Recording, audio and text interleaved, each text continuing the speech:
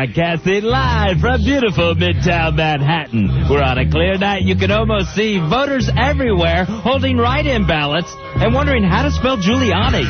It's the Ron and Fez Show. And I'm your announcer, Bruno Coletti. And now let's introduce your hosts, the guys who wonder if elections are a good idea and think maybe we should vote on it. Here they are, Rob Bennington, Fez WNEW, radio's dark horse candidates. And I'm a whip smack your cheeks, come on!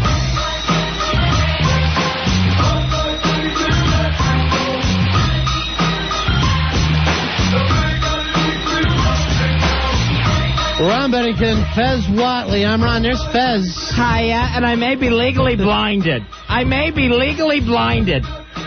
have to tell you, I can't think of a time when I was more grossed out. This is 100% true story. And it's awful. If you're the type of person who gets queasy easily, this may not be the show for you tonight. It's not the show for me, I know that. Fez comes into the office not a half an hour ago and says, Ron, and he's trying to whisper so no one hears him, can you help me? And I don't know what the hell's wrong with him. I'm trying my best to signal you out of the office as I'm going legally blind. Now, when someone does that kind of, come here, away from the other people, I always think legal trouble. You know what I mean? I always think, oh, my God, what is happening? Fez says to me the most frightening thing I've ever had a friend say.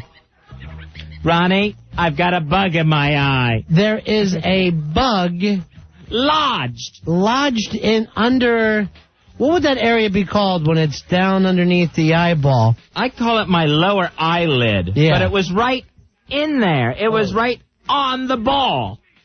So I go into the men's room with him to splash water in his face, and it was so gross. Because I'm just screaming, and I can't hold still at this point. He's got the hook guy down, so he's got this huge eyeball sticking out.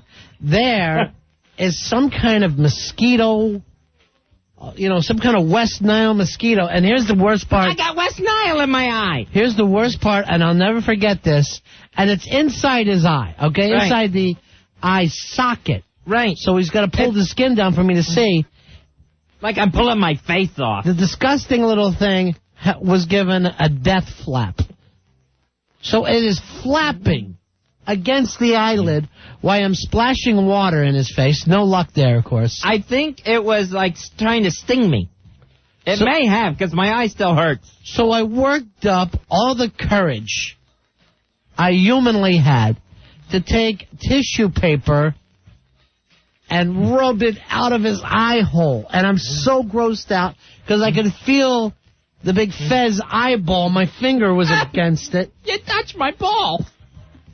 And I'm freaked. And while I was doing it, I was screaming. He's screaming, and Ronnie's got me in a headlock because my instinct is to run up and down the hallway screaming I got a bug in my eye. It was the grossest thing I've ever seen. Ronnie, how did it get so deep? It just flew in there. Yeah. It flew at me, and I did the big crazy swat. At nothing, right? That makes it look like you're having a seizure, an epileptic fit. Yeah. Because no one else can see the bug. And I knew it hit me in the eye, and it just, I rubbed it a little bit. Yeah. And thought, wow, that still feels like it's in there. And then I checked. And I saw it flittering on my eyeball, right on my eyeball. And I didn't know what to do, and I can't touch my own eyeball. Oh, God. I'm so grossed out. I honestly think that if I was an emergency room doctor, I would be spending all my time going, get out! Get out! You grossed me out. I wouldn't be able to do it. You would lose your license. You took an oath. I take it back. I didn't know I'd be taking bugs out of people's eyes. So thank you for getting the bug out of my eye, but it still feels like it's in there. Look, do you think there's a leg in there or anything left? I never want to look or that a wing? There might be a wing. I never want to look that deep into your eye hole again. Ow. He's bug-eyed. Fezzy is bug-eyed. I feel bug-eyed. I feel so dirty. I got bugs in me. That bug was actually in me. Here's the scariest thing, and I didn't want to tell you then, but I'll tell you now that you're a little calmed down. Yeah? I believe it laid eggs. Oh! I got a hatch! I think I saw an egg sac that I couldn't get out of there. Get it out! No. Get the sack out! Fezzy, I'm serious again. turn around. I don't want to look into that big eye hole. Don't pull it down, because that's my worst memory. I believe my cornea or my retina, something has been scratched. Don't come back with that crap. I'm telling you right now, if you start to bitch about the way I got that out, which I did a perfect job. I'm saying I still may be injured. Remember the time we were playing football in Panhands, Fezzy? Yeah. Could never catch. And you did something to your thumb, and I tried to unpop it for you, and then you come back the next day with a splint. And that's what I'm thinking, why I'm getting the bug out of your eye. Well, that time, that football, somehow it got lodged between my ring finger and my pinky. And my pinky was sticking straight out, perpendicular to the rest of the fingers. And Ronnie goes, it's just dislocated. And he yanked it really hard for me, because that's what he had to do to get it back in place. And there was a loud pop, and my finger was broken at that point. I think it was broken to begin with. But I think I'd rather have that than having a bug inside of me. Oh, please. I'm so grossed out. In my person. I'm so grossed out. You could and see I'm somewhat every heroic. leg, and he was still... Hey, did you notice this? Al Dukes wouldn't come with us when I had to go in and do that. Yeah. So you know who your real friends are in a moment of need. Yeah, that's a good point. But I was thinking maybe Al will be holding his arms back. I turn around, I'm on my own with you. I don't know where he went screaming off to. In the eyeball headlock. Oh, I'm so grossed out. But really, I'm a hero at this point. Well, you got it. There was no way else it was getting out. You did what you had to do. God bless you. Get That Hero Comes Along song by Mariah, and I'll just keep listening to that tonight.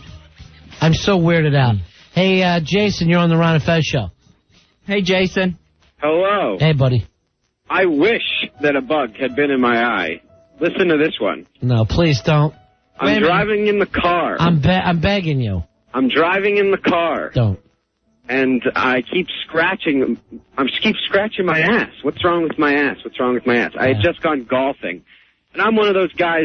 I like to look for the free balls. In the woods and whatnot, because I can't really afford to buy those new ones.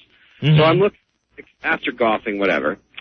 I'm scratching. Finally, I had shorts on. I reach up my shorts on the side of the cheek. There's a bug trying to burrow into me. I don't even know what kind of insect this was. Oh my God. It was disgusting. It was burrowing into your butt? It was burrowing into my ass. Oh, you're so disgusting, Jason. Thank you. Maybe it was a tick. Don't expect me to get anything out of your ass. Or put anything into it, for that matter. I'm not that kind of partner. There's no pleasing you. It could have been a butt weevil. Don't come back later and keep bitching about your eye cornea. I had to go fast. I had to go quick. I think I'm scratched because I'm still in a lot of discomfort, but I'll tell you what, Ronnie. Yeah. This is you, baby. This is your song. I'll tell you this, and I kid you not, I can't think of too many people I would do it for. So grossed out, man. What if there's parts still in there? I think that I didn't get all the legs and stuff, and I think there was a half a wing. The worst part was the first attempt when we tried to flush it out, and Ronnie was just hitting me with cups of water right in my fat face. I'm soaked. Screaming. And a lot of times you completely miss the eye. I know. And I don't want to say on purpose. Well, my eyes were closed. But I'm pretty much soaked. If there's a wing or a leg in there, Fez, it'll probably be eaten once the larva hatch out of that egg sac. Oh, it's like my eyeball is a big bucket of Colonel's bug parts. Help me. Help me. No, I can hear that in my eye. You won't be able to sleep tonight. If I start hearing that, I sleep. Later, a big fly will be pulling your eye shade down so I can get some snooze. Pulling it over like the covers. Oh, I'm so freaked out right now. What was amazing to me was, it's not like it was just a piece of a bug or part of a bug or even the fact that it didn't just look like dirt. The fact that you could actually see a living, moving bug trying to dig its way in further or out. I couldn't tell at that point. Yeah. Now I'm freaked out thinking that I got a bug in my Coke. I feel like there's bugs everywhere. In this bug-infested building. I'm itching. It's like we're covered with mites. Suing this company. I know. What company has bugs in the building that'll fly into your eyeball? Oh, man. It could have happened to any one of us. No, it couldn't have. You walking around with your big bug eyes peeking in everybody's office, you're bound to get it because you're too damn curious. I like to say hello to the coworkers. Is that a problem? Yeah, even when they're not in their office, you're in there going through people's drawers with your eyeballs hanging out. I needed a stapler. You're hoping to find underwear. Hey, Joe, you're on Ron and Fez. What's up, you guys? I had called my uncle's an entomologist, and Fezzy, have I got something for you? But real quick, He about collects 12 years. stamps? Huh? He collects stamps? An entomologist studies insects. About 12 years ago, real quick though, I had a moth fly into my ear. I guess when I was asleep, fly or crawl. Please. For 2 days, I had an earache. I went to the doctor. It went that deep? It went into my ear, and I had, an excruciating pain. Anyway, he got it out, and that was all good, and I slept with cotton balls in my ears for the next 2 years. But anyway, Fezzy, I don't know if you know this, but I don't know what it was, a mosquito or a fly that flew into your eyeball there. I'm thinking West Nile mosquito. I've got to tell you this. At least flies in particular, if it was a fly, their first reaction, well, please, like when they are caught helpless, say a fly flies into a spider web and it's stuck by a spider. Sure. Their first reaction is to release all of the larvae, all of the maggots inside their body. Yeah, they do that, Fez. You know what happened? Why is that an instinct? Because one went into your eye and the damn bug released all of its babies, and now you got bug eyes. Finally, somebody who could do that impression. But that is true, Fez, because of the fact it's like when a plane dumps fuel, they'll dump their larvae as quick as they possibly can. Oh. Now I got a larva eye. Here's Mike. Mike, you're on Ron and Fez. Hey, Mike. Hey, how you doing, guys? Yeah, good. Yeah, I was mowing the lawn one time, and my eye started to get really, really itchy. And I'm scratching it, and then all of a sudden, after a half an hour, I couldn't see anymore. And I went into the bathroom, and a pus sac formed over my eye. Right. I want to keep an eye on Fez for the pus sac. And I tried to get on my bike and ride to the doctor, but my equilibrium was all messed up. I was having a problem. It's kind of messed up. All right, thanks, man. Now this... Great. Now I'm going to get a pus sac. This guy, Fez and I know, this happened many, many years to him. He was still living at home, still a kid. He was out getting high with his friends, and was one of those guys, before he went to sleep at night, he had, put on the headphones and listened to his Pink Floyd while he was high. He puts on the cans. Yeah, they used to say in the business. Yeah, those big giant headphones of the day that look like Mickey Mouse ears. So he puts the headphones on and he's listening to his music, and he said, it feels like a spear has been shot into his ear hole, into his brain. He said, the worst pain. He's bouncing. He just starts freaking out, bouncing off the walls. His parents grab him, rush him to the hospital. The doctor goes in, pulls out a huge roach out of his ear. Yeah. And it clammed down his ear hole and was biting him. Here's the worst thing. When the doctor pulled it out, the head stayed on the eardrum. The eardrum grew around it. Uh-huh. So he had pain and balance problems for years to come. Right, because they didn't get all of it. And I think also there might have been a leg in there and those little barbs. They had to pull that little barb, that barb leg out the wrong way. I think that might have even been an antennae. Oh, just ripping at his inner ear. That is disgusting. Oh. And I thought, I hope nothing like that ever happens to me. Then today's my day. Here's I'm worried. That thing was so deep into your eyeball, I think some of it went underneath. Is that possible? Yeah, I think, you mean underneath the eyeball and maybe back behind it now? Yeah, back behind it. Got into the tear duct somehow, and it's still crawling back there. Oh, God. I think we got most, if not all of it. But how did it get in that far? You probably... were you sticking your finger in your eye, jamming it down? No, and I don't walk around, pulling my lower eyelids down. Oh, man, don't even do it now, because all I can think of is that flapping effing wing. Oh. Against what, to me, looked like an IMAX eyeball. It was so gigantic. when I had to stick the tissue paper against that big, huge, pulsing eyeball of yours. I do have big, beautiful brown eyes.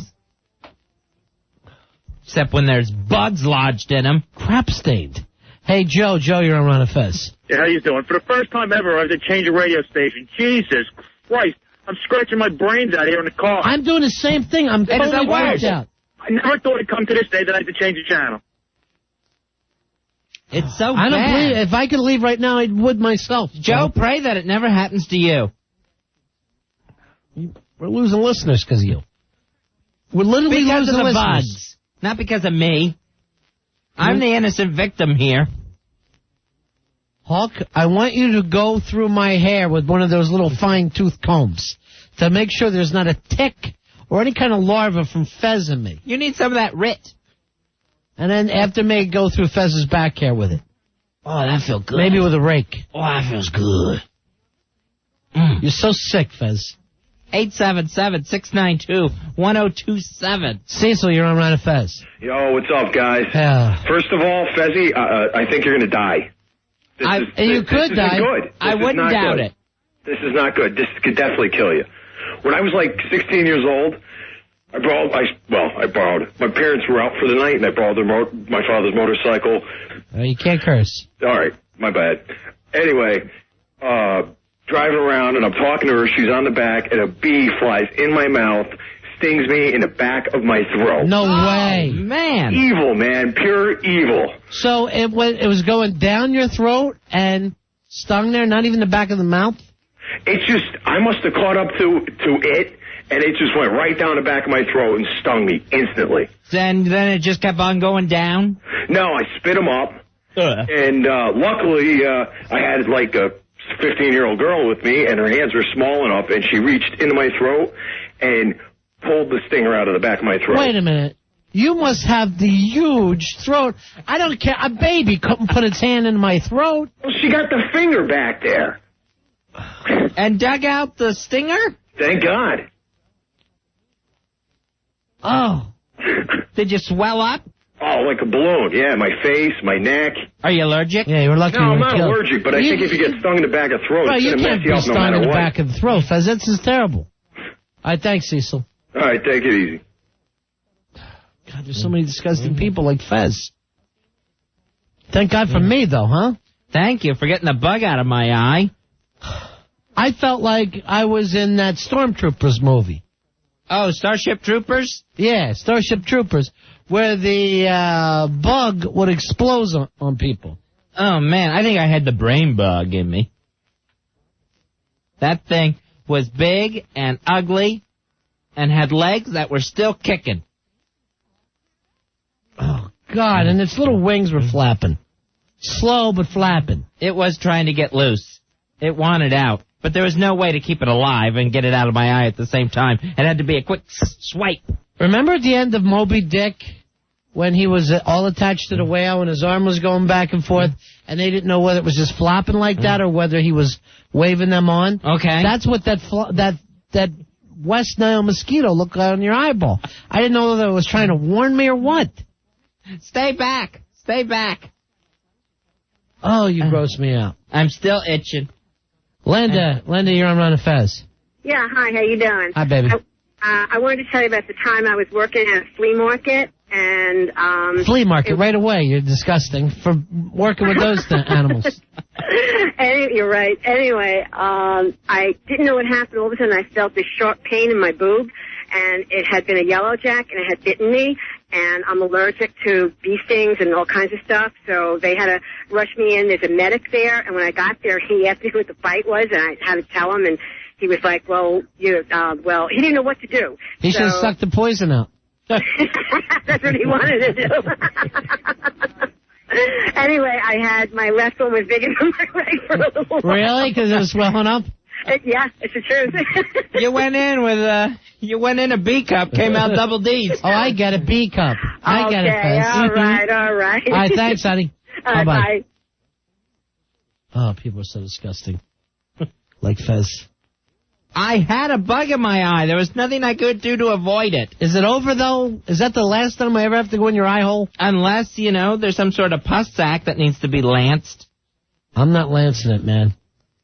It'll have to be lanced and drained. And I am never going to have a medical career. I can't do it. I cannot do it. Ugh. I would be screaming the whole time I'm in surgery. It's so creepy. I feel so filthy. You are filthy. I saw inside there. You looked inside my eye, Ronnie. Shh. Tom, you're on Ron and Fez. Hey, car number 5327. Hoo-ah! Thanks, guys. Hey, Fezzy, when I was younger, I was riding a bike and a house fly, caught right in my eye as I was riding the bike, and it went up into my eyelid, and it was still alive, and it was one of those big flies.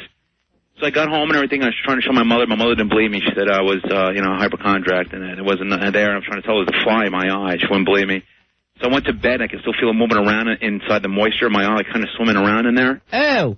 And I got up in the middle of the night, and it was killing me. And it was a huge lump there. I could feel it, and I'm squishing on it and stuff. And I went to the bathroom, and I'm trying to, slide it down and stuff, and pieces of the fly were coming down, like the wings and then the legs. Oh, God. Say, that's what I'm afraid of. We didn't get all the pieces. That's what I'm saying, because, the moisture is so sticky in your eye that, some parts are going to stay there. And it took forever. And I went to bed, I woke up, and it was a leg. I could see, a leg in my eye, and I had to pull out a leg. It was just, pieces at a time, man. It was painful, because it was a gigantic fly. Maybe when you get your fat ass home, you take a shower with your eyeballs open up against it. What does my ass have to do with any of this?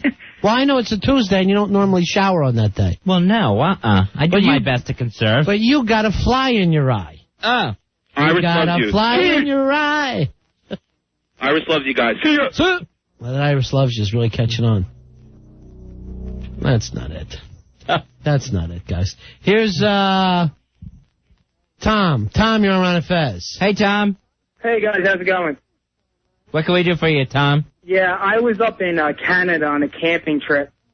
And what they have in Canada, when you go to drop a goon, they have these big wooden things they call slammers. So I walk up to the area, away from the campsite, sit in there, and you really want to go as quickly as you can because it's real uncomfortable.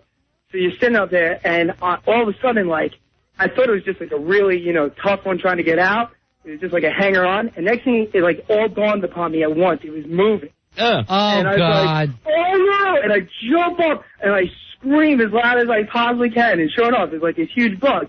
So the worst part about it is I'm screaming like a little girl, a lot like Fez screams. And the whole campsite, all 8 people that we went camping, all come running up there and pulling out my pants, and they look at me like, what the hell's wrong? And I'm like, how the hell do you explain this to them? So I look at them all, and I'm like, oh, my God, I saw a bear, and I just pretended like nothing happened. I'm so grossed out by all you people. It's awful when bugs attack. I think that's the new Fox special. Oh, God. I got the fly in my eye. He's got the fly in his eye. And you know what? Your eye gunk, your eye gel, that fluid that keeps your eye moist. Eye spunk. Yeah, it's so sticky, it turns your eye into a no-pest strip. So you're tearing off wings and legs as you go, trying to get that damn thing out of there. Yeah, when you get all of it out. It still feels like something's in there. That may be a scratched optic nerve or something. Oh, God, I hate to say this, but I hate you, Fez. I hate you because of the fly in the eye. Don't hate me because of the fly in the eye. I can't think of you as the old Fez. You're just a grossed out eyeball guy to me now. It's still me. I'm still Fezzy. You're dirty. You're dirty and awful. All I had was a bug in my eye. Through no fault of my own. Don't look at me. If I was you, I would go through life wearing a veil from this point on. I am not wearing a veil. I'd look ridiculous. You're shamed in my eyes. Raul, you're on Ron and Fez. Hey, how you doing, boys? Oh, grossed out. Hey, one time I had an ant problem in my house, and I wake up in the... What do you think you are? Oh, I'm sorry. There was another show. No show. No show can you say that. It was a really bad show I listened to. Hey, yeah, what, cable? Oh, yeah, Don and Mike. So he has to urinate. Go ahead. I feel this really sharp pain on the bottom part of it, and I pull back on the skin, and there's an ant just chewing away on the skin back Oh, God. Oh, my gosh. How'd you get ants? And you're running one in an anthill? I think he had to make that up, and he's just trying to gross us out. And he's blaming other shows. No shows talk that way. Although I remember when I was a kid and my grandfather would take us out in the woods hunting, we come back and your whole crotch would be covered with chiggers. Fez, I'm going to tell you right now. What? I don't go for that kind of language. What? And I never thought it, but you're getting this. White people are so scared of black people. Ronnie, I said chiggers. I said chiggers. White people are so scared of black people. I got attacked by a bunch of chiggers, Ronnie. Well, they're not going to fight one at a time. That's well known. Those chiggers, they always move in packs. And Fez, you went what, hunting? Uh-huh. No G on the end? You're hunting. Yes? Here's Stan. Stan, you're on Ron and Fez. Hi, Stan. Hi, how you doing? How you doing, Ron and Fez? Grossed First-time out. caller. But anyway, Fezzy, you're going to have to go see either the emergency room or an eye doctor. Why? Why? Because you got something in your eye. It scratches. You may have scratched your cornea. I think I did. I think it did, too. It's still very uncomfortable. It's not going to get any uncomfortable. better. I'll give you a couple of drops, and in 2 days, you'll be good as gold. What happens if he doesn't go to get his eye looked at? He's taking a risk, you know, and then eventually it'll probably get better, but Are you why would he be uncomfortable for 2 weeks when he could be good in 2 days? All right, Stan, are you a doctor? No, I'm an optician. Okay. So what would Which is like what if he has a pharmacist to an eye doctor? All right, what is if he's got bug parts in there right now? I'm sure I couldn't have got him all. They'll take him out. They'll give him the drops he needs, and he'll be fine. What if I just wear my glasses for the next couple days? Then you'll be uncomfortable for 2 weeks. And here's another thing, Stan. Why is his eye hole so damn big? The size of it. I'm saying to myself, in 26 years in this business, I've never run across someone who actually had a bug lodged in his eye. Yeah. This was a first. I'm intrigued. What do you call that lower eyelid part? You know what we could do with Fez? You could clean that, and you could sell out one of those surgery rooms where they have people sitting up there. You know what I mean? When there's they have like bleachers. Bed parts on eBay, and you'll make a fortune. All right, Stan. Thanks. So Stan thinks you belong at a doctor's, Fez. All right, this Fez is their theme song. This is for me. Even a Clear Channel banned this song. This is Fez. Just listen to the song and you'll know what to say. My eyes have seen the years. Oh, okay. The slow parade of I'm so grossed out. Now I want to Just awful. What happened to me? Maybe I'll just get some Visine. That gets the bugs out. It doesn't get the bugs out. It gets the red out. Oh. And if that thing did as the optician and I felt, it dropped its larva sac deep in your eye cavity. You said that. The optician didn't. He says it's possible. Then you could have stuff flying out of your eyes for years. Oh. And you never know when. You know it's going to happen at an inopportune time. This is one of those times I'm glad I don't carry a gun because I would have killed you to save you. Do not shoot my eye. I'd rather do that than let you suffer. You're not going to hit a mosquito. You're not that good of a shot. I'd hit the larva. Blech. Gary, you're on Fez. Hi, Gary. Hey, Ron and Fez, how you doing, buddy? Hey, buddy. Listen, I was at an EMT class recently, and we were watching a film on diabetes. Yeah. And these older people, they let their sores open up on their legs, and the gangrene sets in, and the actual larvae are inside there, and they start to grow. Oh, the maggots. It was the most. I have a weak stomach to begin with. My mouth was watering. It was the most disgusting thing I ever saw in my life. Maggots love an open wound. They eat raw, dying flesh. It was absolutely the most disgusting thing. And what I was thinking of is, you got to be careful of your eye, man. This could happen to you. I mean, you never know. It's a wet area. You know, it's constantly. It's like a swamp. I was in that thing. It's like a swamp in there. It's not. Don't act like you had to take an air buggy. I want you to close out, man. Bat your eyes a little bit and see if you can feel anything crunch in there, like a wing or a leg. They have so many legs.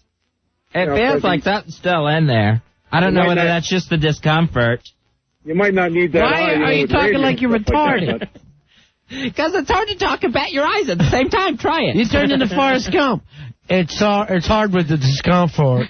Mama said don't put any insects in your eyes. She did. Why don't I listen? Oh. Could any have gotten on me? Because I'm itching awful. I might need somebody to spray me down. Just raid me. And keep Fez away. What's that West Nile stuff they spray over the city to try to stop the mosquitoes every year? Oh, Fez, you're the grossest man alive. I need that in some sort of perfume bottle.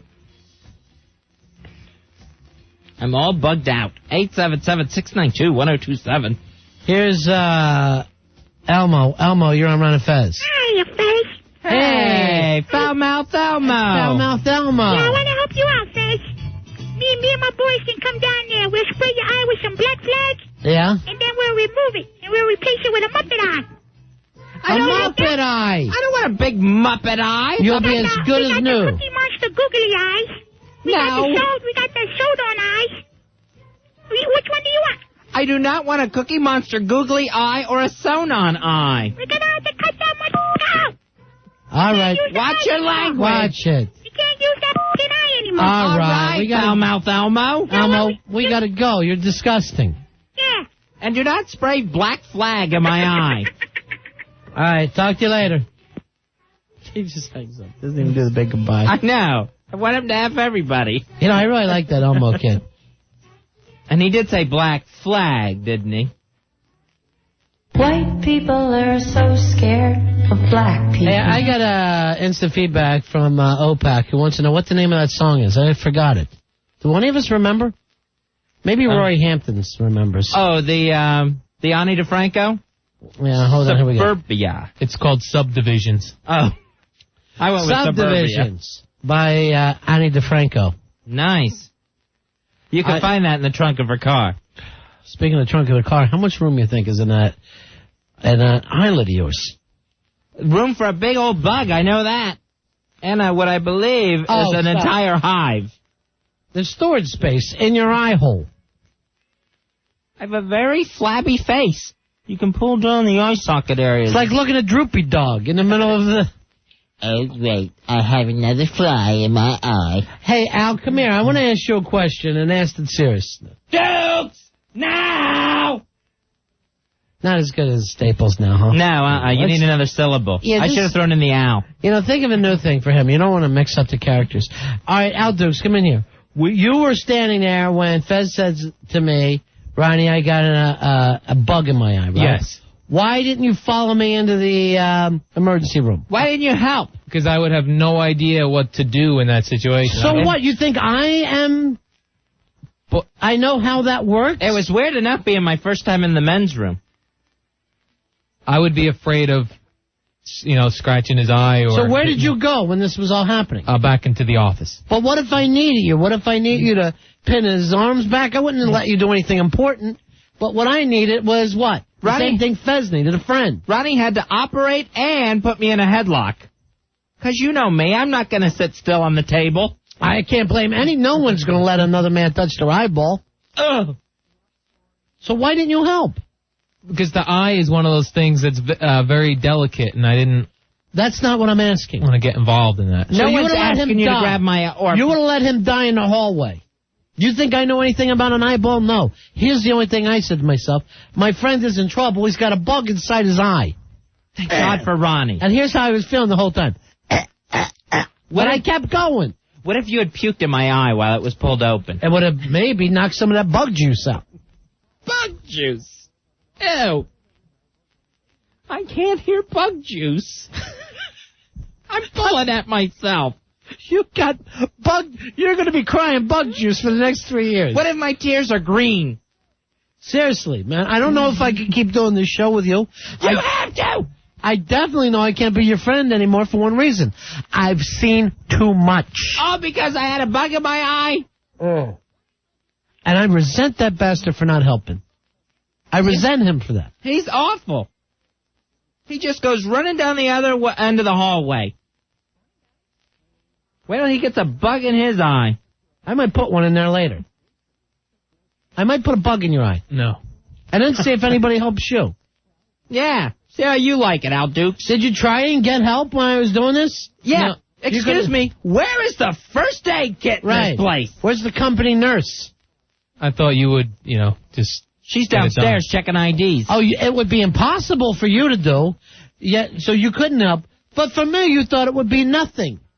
Well, you looked like you grabbed something to get it out with, and that it would get taken care of. You weren't even near me when I actually saw the thing. I had to take him into the bathroom. He had to lead me into the bathroom. I was Helen Keller. I was hoping to splash it out with water, and when that didn't work, I had to go in elbow deep inside his eye hole and grab that bastard with a tissue, which I hope I really didn't scratch your cornea. Well, I wouldn't mind if you did. I'd rather have a scratch than a bug. Oh, you're so disgusting. That would still be swimming around in there. Could something have burrowed into my scalp? Because why am I itching so? Shave my head, because I was so close to him. Just the itching. You disgust me. It was not my fault. This was completely out of my control. There was a mosquito with my name on it today. It doesn't change who I am. I need a big Meryl Streep Silkwood shower where someone is taking just big iron and wire stuff and rubbing my skin off. It looked, I think people were disturbed by that on the film, but I thought it looked so good and refreshing. Sure, you get bug skin. That was years before I had a bug. All right, I'm going to take a quick break for a shower, Fezzy. I think I'll go flush my eye again. It's big as a toilet. You ought to flush it. 877-692-1027, the Ron and Fez Show. Ron and Fez. 1027 WNEW. Ron and Fez here telling you about O2Go oxygenated distilled drinking water. Whenever I have a bug in my eye, Ronnie grabs the O2Go to flush it with. We're going to flush what I'm going to take. It's pure. It is pure. It's filled with oxygen. I'm going to flush your eye out to see if I can get all the bug parts off. O2Go. It's the only thing that Fez and I drink anymore. It's got real purity, great taste, and no aftertaste. Without question, this water is more refreshing and healthier than anything on the planet. O2Go has set the purity standard now against which all other bottled waters are going to be measured. Not even nature can make it this pure as O2Go. Want to keep going to stay healthy? Folks, it's called O2Go. Look for O2Go Original Blue. That's the delicious calorie-free essence flavors. Or the exclusive black sport bottle that has even more oxygen for when you need it most. O2Go, the coffee replacement. Want that perk me up without caffeine? Here it is, guys. O2Go. O2Go, distilled for purity, oxygenated for energy. O2Go. Ron and Fez. 1027 WNEW. The bugs, the gnats, the bees, the ants. I got bug eyes. We're Ron and Fez. You gross me up. Hey, this Friday, we're putting something together, Fezzy. We wanted to help people get back into New York City, start partying. We wanted to do a bit called New York Forever. This Friday, putting together a bar crawl. Nice. And let me throw this out to Roy Hamptons. Roy, we need music for this.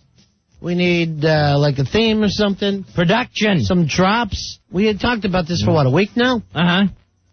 So bar crawl, New York Forever bar crawl, just showing that New York City, still the place to party. Now, here's some of the girls that we're going to be coming along. And we know for a fact that all four of them love the party. Gina from Hoboken. Oh, okay. Lisa, hopefully wearing that Lara Croft outfit, Fez. Spitting image of the Tomb Raider, Ronnie. Sweet Melissa, who we're all desperately in love with. She's so cute. And Crazy Circus Girl, who's literally out of her mind. So nice, already on the bill for the New York Forever bar crawl. We'll pick some winners for this. Billy Staples is actually going to be in charge of the bar crawl. He'll be your host? I don't know whether we're just going to take big-ass card holders or we'll open it up to everybody at 877-692-1027. Have you ever done one of these before, Billy? I've been involved in many bar crawls. All right, here's a problem that you have, and I'm just going to teach you this for radio. You come up now. You know what I'm going to say, right, Fez? I know exactly what you're going to say. You come up to the microphone every time I talk to you, and you cough into it. I know. Do you do that on stage? No, like when you're getting introduced, you just hack out a big one and then say, good evening, ladies and germs? No, I'm not a big hacker on stage, but I guess it's just here when I don't talk for a while. And then when I get here. Cough away from the mic. Okay, that'll be your thing. I will learn it. I will not cough anymore. That'll be your thing, like your gimmick. All right, you see this button right here? Look, watch. Okay. See, you couldn't hear the second cough, could you? No, not at all. One cough without it. It's called a cough button. Oh. It says cough right there. Ingenious. Aptly named. Well, look at that. No, I will keep a close eye on that. All right. So have you participated in a bar crawl before? Never an organized one. I've definitely crawled from bar to bar in my life, but I've never been on an organized. This is going to be a lot of fun. I'm really looking forward to it. Here's what you got to do, buddy. You got to pace yourselves. Now, we're going to have 6-7 bars lined up. So we'll go from one bar. We'll get T-shirts for everybody. It'll be during Friday night shows, so you guys will be calling in. Maybe we'll do a little party and things. But you don't want to get slammed at the first bar. Right. If you let everybody get too drunk at the first bar, you got to lead the parade. We're not going to make it to the sixth bar. Then it's not a bar crawl. Then it's just a bar stop. There won't be much crawling going on. No, okay. So we got to gotta mind the kids. All right, so we know we got these hot chicks that are going to be going with us, and then we'll... Who loves to drink. Yeah. Now, somebody said they're making T-shirts for this? Yeah, we got T-shirts being printed up. What do they look like? It's going to say New York Forever on the front with the skyline, all red, white, and blue and patriotic. Let me ask you this. You're riding with Rory Hamptons every night. How come he didn't make us up any production for it? What happens there? Are you going to be responsible for him since he's your... what do you call that when people drive in and go home together? It's like carpool buddy? All right, carpool buddy. I'll go with buddy. that. Yeah. Car mates? I mean, if a fly got in his eye, you'd help him, right? Oh, of course. You're not Al Dukes. No, I would have been right there. Yeah. Al, what are you doing? Taking all these calls off the air? I don't understand. Go ahead, Fez. I don't know what he's up to. So, you know what? Billy Staples, you and Roy ought to get a place together. You'd be good roommates. Yeah, we really would, except I just got to get rid of the wife then. Oh, true. You already have a place. You said you lose another 50 pounds, and that was going to happen anyway, right? Actually, that's what she thinks is going to happen. She's already counting the days. She's trying to keep me fattened up. She's ready for the trophy wife to move in. All right, hey, Josh. Trophy wife, yeah, everyone gets a medal. Josh, you're on Ron and Fez. Hey, guys, how you doing out there, Ron Fez? Yeah. Hey, Josh. I think I could use this bar crawl. I just broke up with my girlfriend, and What I need happened, something to do buddy? Friday night. Yeah, what happened? I don't know. She lives too far away. She's about 2 hours north in Albany, and you know how long distance things go. Yeah. Yeah, they don't work out too well. All right, hold on. I'm going to put you on with Al. Here's Manny. Manny, you're on Ron and Fez. Hey, Manny. How you doing, gentlemen? Hey, buddy. I'd like to join the bar crawl. Yeah, you're a big drinker?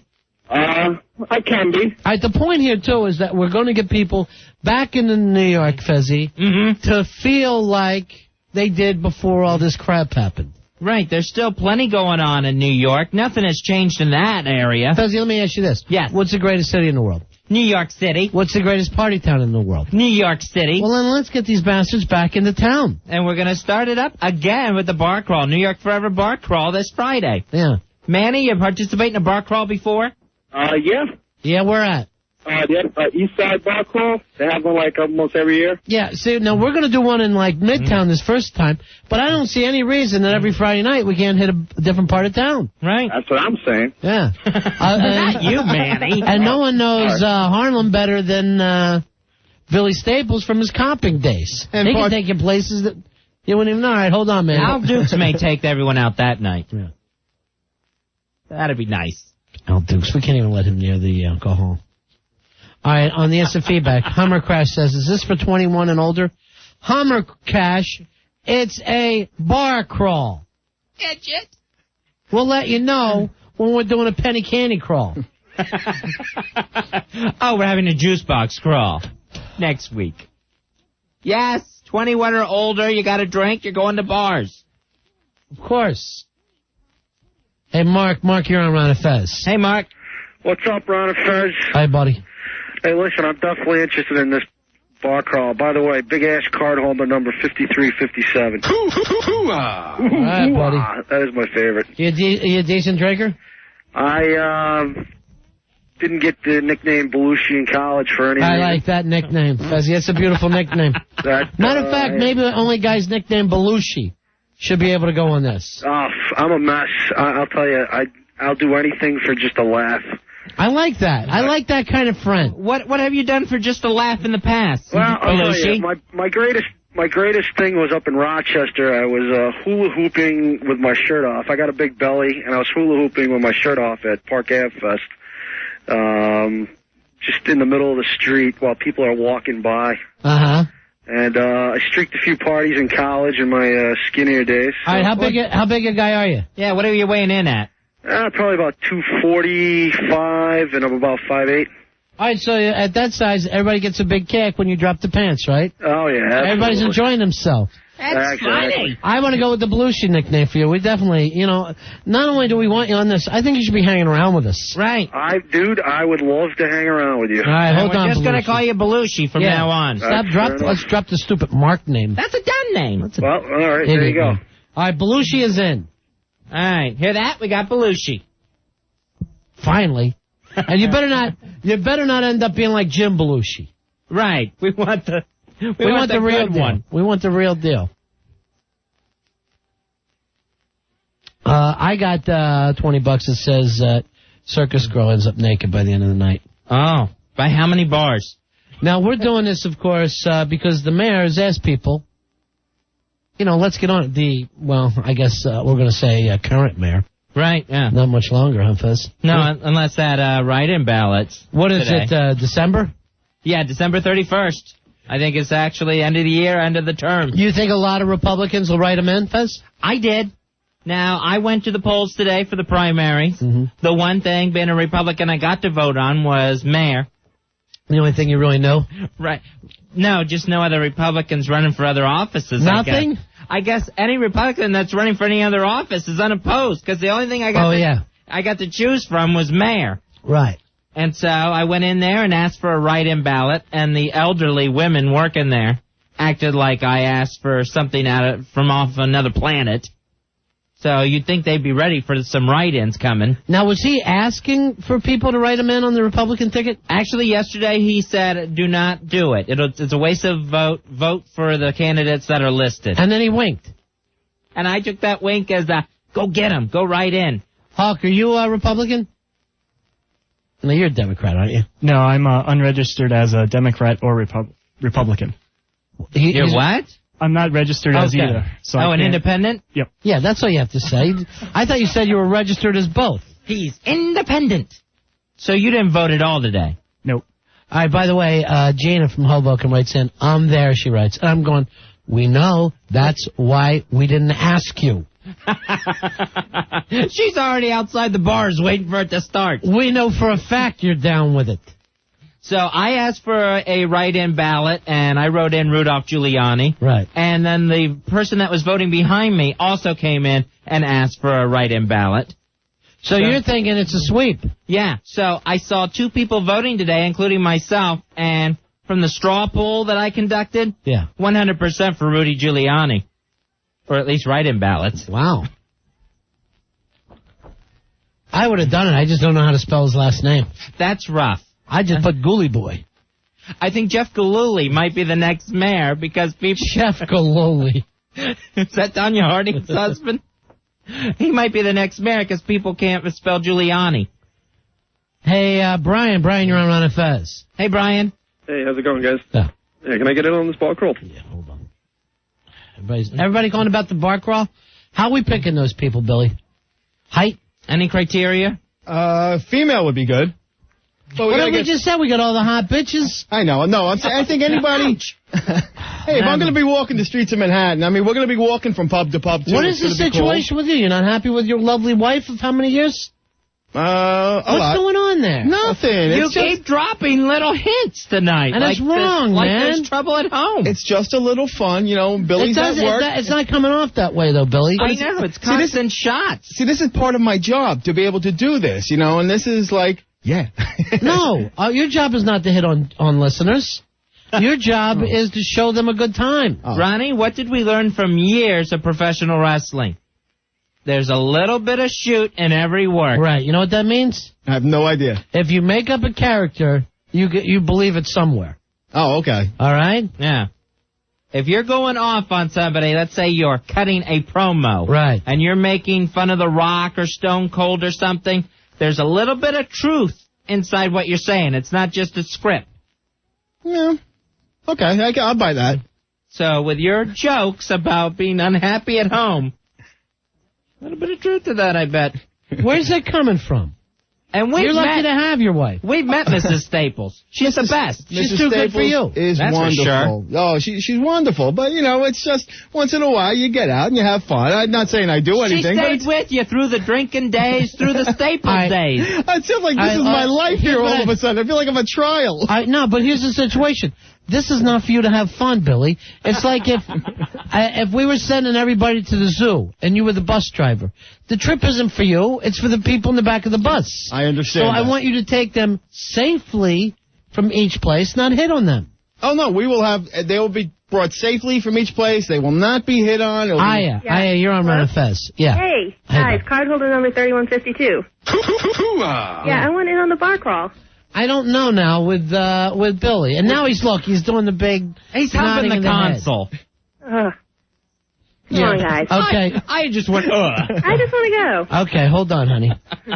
We're going to have you here. All right. You may get on the bus with the masher. Janine, you're on Ron and Fez. Hi, I went in on the bar crawl. Okay, baby. What are you looking like anyway for Billy? You interested in Billy Staples? You like air? Ron. Yeah. The smooth sounds. Hold on, I'm going to put you on. Here's Evelyn. Evelyn, you're on Ron and Fez. Hey, Evelyn. Hey, Ronnie. Hey, babe. Hey, Fezzy. Hello, Evelyn. I love your show. This is 6329. I went in. You went in? Yeah. Even after the stuff Billy I'm was saying? I'm a Spanish chick. I'm fun. Come on.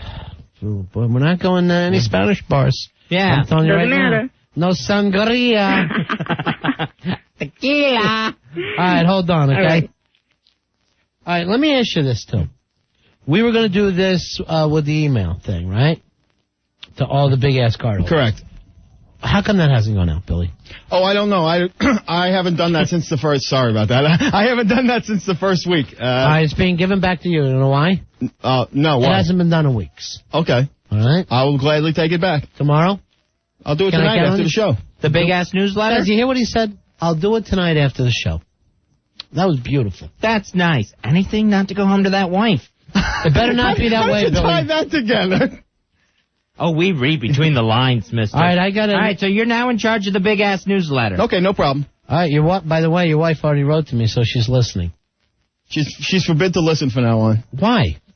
She's hearing all these untruths about me. Anyone's saying them. 877-692-1027. When we do the New York Forever Bar Crawl this Friday, Billy Staples will be taking you along the streets, making sure you get to bar. All right, Billy, I want you in charge of Rory, too, to put the production together for this. Okay. This is your baby. This is your chance to step up. And you haven't had this since the White Trash Bowling. All right. And that's been how long? Oh, goodness. Since June, July? July 7th, she ran over those people. Yeah. Right. So here's your chance. You got to bring the consistency back, no matter what's happening with your marriage. All right? I will overlook my hard times at home, and I will put this together. Look at this job as a release. You know, you got the problems at home, but for a few hours in here each night, you can have fun, you can enjoy yourself, focus on your job. It may be the only thing that keeps your sanity together. How many times, Fezzy, have a guy started working with us and broke up with his wife? You can't count them. It's amazing. Because there's that taste of the Radio Punani. You know that there's fans out there, female fans, and resistance is futile. Yeah, it can be done. Trust me, it can be done. But you, my friend, you're playing with matches over there. You're playing with matches. But I'm not getting burned. Yet. Oh. This is your first thing, and right away you're asking for babes. No, we're going to, we'll put everything together. It'll be a lot of fun, guys and girls. Of course, guys and girls. I'm just showing. I'm not, Billy. Hey, Tom, you're on Ron and Fez? Hey, what's up, Ron? What's up, Fez? Hey, buddy. Hey, Tom. I would love to get on the bar crawl thing. Yeah. I'm a pro. You're a big drinker? Yeah, we do that. Yeah. I don't want any fighting, though, right? Oh, no. I want you to be cool. I was going to use this whole thing as a goodbye to Carter. Right, okay. But apparently he is not going in. What? He's not going in the Marine Corps. I'm from D.C., you know. I live in New York now. I'm from D.C. I worked in the Pentagon for a lot of years. And we did the Adams Morgan. I don't know if you know D.C. that well, but the Adams Morgan bar crawls all the time. Sure, I know it very well. Groups of us. All right, hold on, man. Thanks, Meatloaf. Tom. All right, guys. Meatloaf? That's what he said his friends call him. Oh, I didn't hear that. I didn't hear that at all. When did he say that? I thought he said it right at the beginning when he was slurring his words out. He seems too slow to keep up with a bar crawl. Right. He'll want to come back later when we do a roof and all crawl. That'll be nice. When are we doing that? It started about a half hour ago, so we should kick in about 10, 15 minutes. When I take a swing at one of you guys for no reason. 877-692-1027 is Ron and Fez. Ron, Fez, 1027 WNEW, 1027 WNEW. Right before Opie and Anthony, it's Don and Mike. Patriotic dialing for transvestite. Excellent. What's your name, Dolphus? Natasha. My grandmother is from Russia. I was named after her. From Russia? I was born here in the United States. I said my grandmother. Communism! Why do you think she came to the United States? To get away from it! To spread the lies of communism! Don Geronimo and Mike O'Mara. Weekdays, 1027 WNEW. What? Ron and Fez here telling you about Stacker 2, the one product that works in 45 minutes guaranteed. It is the world's strongest fat burner. Stacker 2 because summer's over. Looking good doesn't have to be, Fezzy.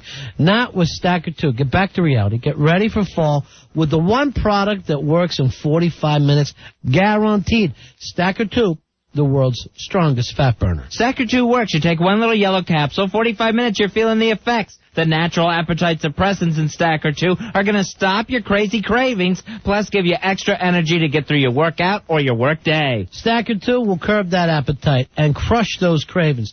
Eat what you want, just eat less. Check them out online at Stacker2.com. That's Stacker2, Stacker the number 2.com. Or give them a call at 1-800-LIGHTLINE. That's 1-800-LITELINE. Stacker 2. It's everywhere. Pick it up at GNC, Rite Aid, Ecker Genevieve's, Vitamin Shop, ShopRite, and Stop and Shop. Get on the Stacker. Stacker 2, the world's strongest fat burner. Ron and Fez. Frequency. 1027 WNEW.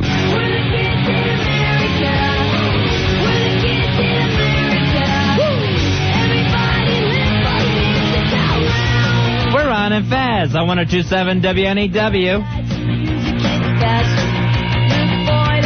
Ron Bennington, Fez Watley. Fez, you got some kind of article for us there? Ronnie, if anyone out there is a parent to a toddler, they might want to listen up. Okay. All right, a new report from the British Journal of Psychiatry says that toddlers who tend toward having frequent temper tantrums... I can't stand a little kid flipping out. Oh, it's the worst. It is the worst. Is there any way to calm them down when they get like that? If the kid is in any way related to you, you're humiliated.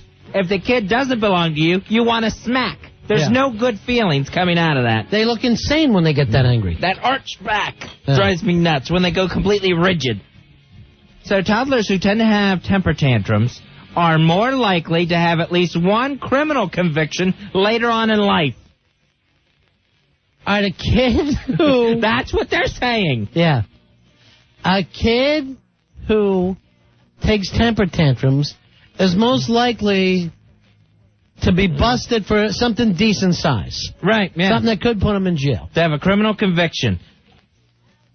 So that's according to this study. So, and they can find out by a very young age if someone's going to be so angry and antisocial. That it's going to lead them to not only more antisocial behavior, but downright criminal. Now, my older brother, my mom told me when he was like 9, 10 months old, he would get so mad at stuff that he would hold his breath till he actually passed out. Really? Yeah. Wow, that's cool, because I've heard of the holding the breath thing. Yeah. But I've never heard of a kid taking it all the way through. And it wasn't like he was 2-3 years old holding his breath and passing out. He was like 10 months old, not walking. So effing furious, he would hold his breath.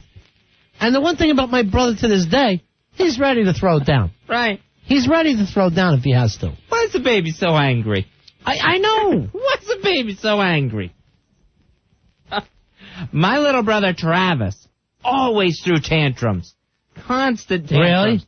Oh, anything would set that kid off. And he was actually the only one of us that ended up going to juvie.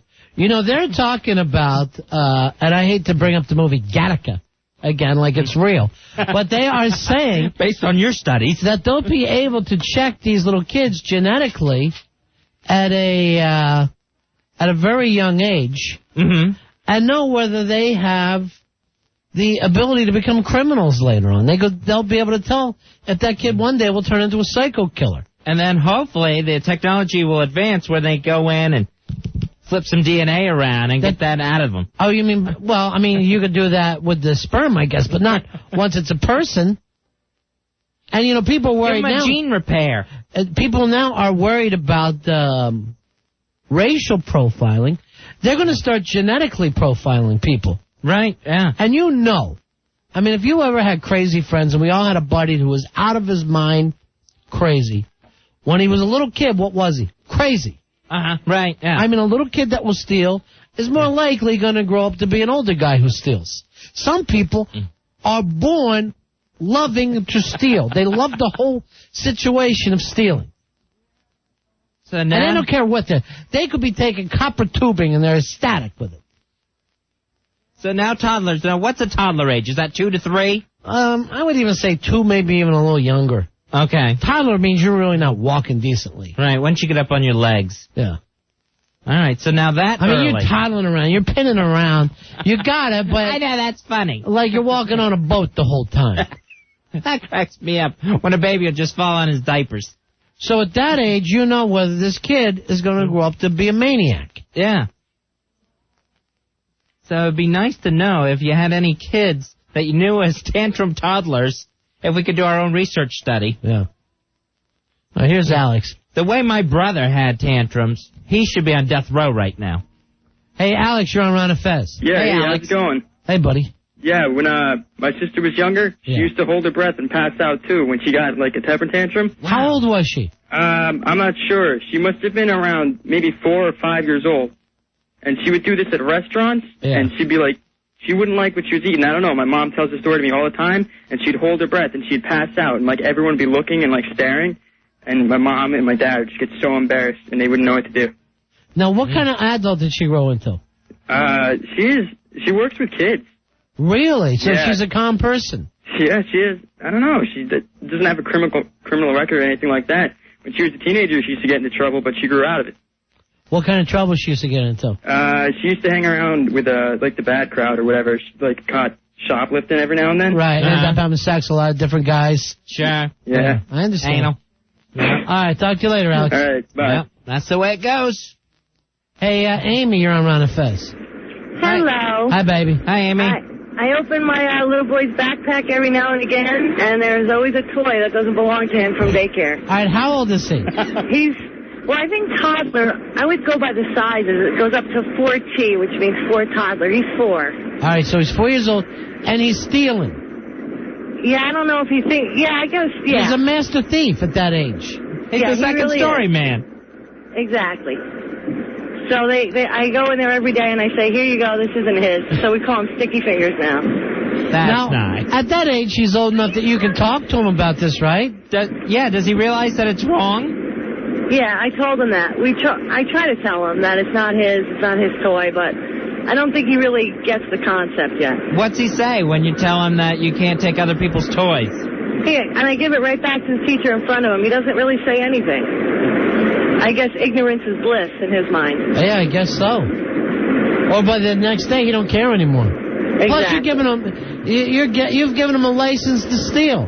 Right. He's James Bond. Exactly. I'm enabling him. You ought to take that toy out of his backpack and smack him across the back of the neck with it. Will that fix it? That's what my dad did with me. Oh. All right. See you later. All right, take care. Thanks, Amy. My dad hit me against the back of the legs one time with a Hot Wheel track. Oh! And it really taught me to calm down a little bit. Whoa! That'll do it. He's old now, and the last time I saw him, I smacked him in the back of the legs with a Hot Wheel track. I go, remember this? He's like, what? Why is it all the great toys that you really want end up being used as weapons against you? Sure. Lord have mercy, have you ever got one of those paddle balls with the rubber string? Yeah. Because you knew that wasn't going to last. That rubber band breaks every 2 seconds. And then next thing you know, your mother's got a nice paddle hanging up in the kitchen. Do you think a lot of kids today are getting hit with PlayStations? I would hope not. They're getting choked out with the cords to the joysticks. Hey, Tom. Tom, you're on Ron and Fez. Hey, Tom. Hey, what's up, boys? PS card holder 8095. Hooah! Hooah! What you got, 8095? Yeah, I totally agree with this subject, getting in trouble. Because when I was like 3-4 years old, I went to pre-K, I would constantly get caught stealing the graham cracker cookies, and I could get caught with a mouthful of them and swear like I wasn't taking them, even though I was. Kids are adorable. We would actually call it, when I get mad, it was called a posy fit. Yeah. Like I would like to bite people, and I like the way it felt. Right. When I was like real young, it was like, so it's totally true. I don't do it anymore though. I swear. You quit stealing graham crackers. Yeah. All right, so at a certain age, you became... Fezzy, we can't act like this is going to be our criminal element, can we? By toddler age? Apparently, we can start looking now. We might as well get the fingerprints. Get them at an early age. It's over. Here's Turkish. She disagrees with you, Fezzy. Turkish? Turkish, you're on Ron and Fez. Hey, dude, when I was a kid, right, I would, steal, a whole bunch of stuff, and I, just grew out of it, man. At what age do you think you grew out of it? Well, I, grew out of it, around, I don't know, 13, 14. I started when I was, 6, 7. What was, the most you ever stole or the biggest item? Well, I would, go into, CVS and, Walmart and Wallbounds and stores like that and, fill up my pockets with candy and school reinforcements and crap like that. Did you shoplift when you were that little, Fez? I think I was a candy taker. We had a gang, like you would call it at that age, that you had to steal something to be in it. We were always starting a gang that you had to do something awful to be in it. Oh, yeah. Kind of I remember your gang. Hi, fellas. All right, so Turkish, you're saying these kids are fine. Let them go through their stages. Yeah, sure. Well, maybe it's just because, all I Fez do all wants day a tattooed thief on a toddler's forehead. Dude, Might as well. Well, dude, maybe it's because I don't steal. Maybe because, all I do nowadays is smoke weed and, watch TV, and I'm out of condition, so I, can't defend myself if someone catches me.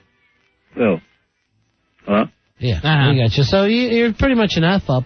Here's, I know. It's not like he grew out of it.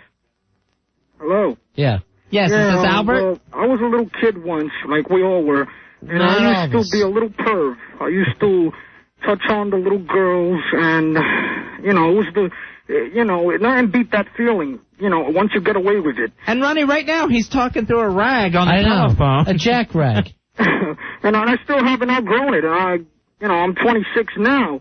And it's so hard. All right, who did you use to peek at as a kid? My house and my fire escape and stuff. All right, so was it the neighbors? Yeah, the neighbors. I once got in trouble in the 6th grade for touching a girl's behind. Uh-huh.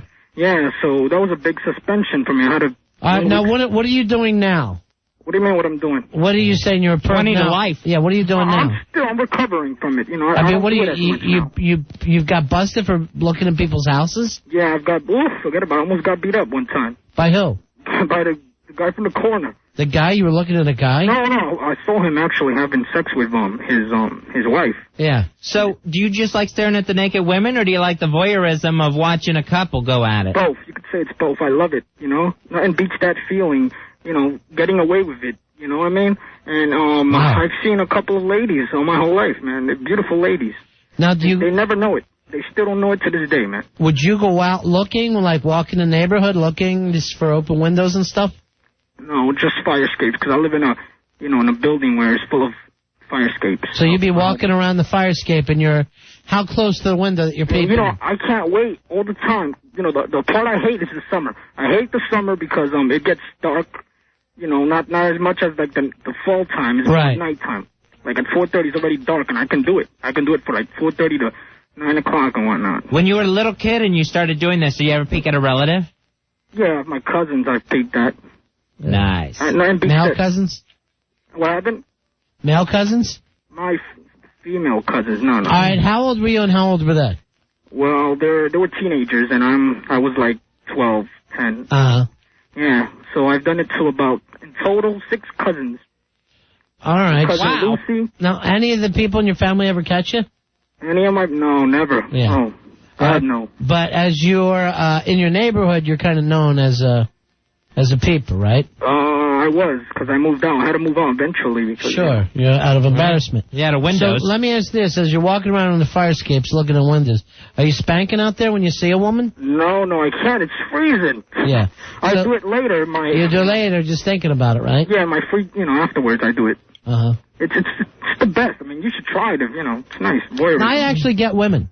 So it's a whole different situation. Well, I got to pay for it, man. Yeah. I don't got the skills for that. Albert, have you ever stalked like a certain woman that you became fascinated watching and just kept watching her in different situations? She moved out. She had to move out. I was driving her nuts, man. I loved her. I once saw her sister, both of them, What, together? No, not together, but both of them. The sisters were big. They were huge. They were big. All right, so they were 2 big, heavy girls. No, not heavy. They were just big in, the right places. You seem so antisocial to me. All right, so you're crawling around and you say to yourself, boy, I really like this woman, right? Yeah, I love her. She flies. All right, now you're saying the word love like there was a future or you knew her and you didn't, right? Or reciprocal feelings.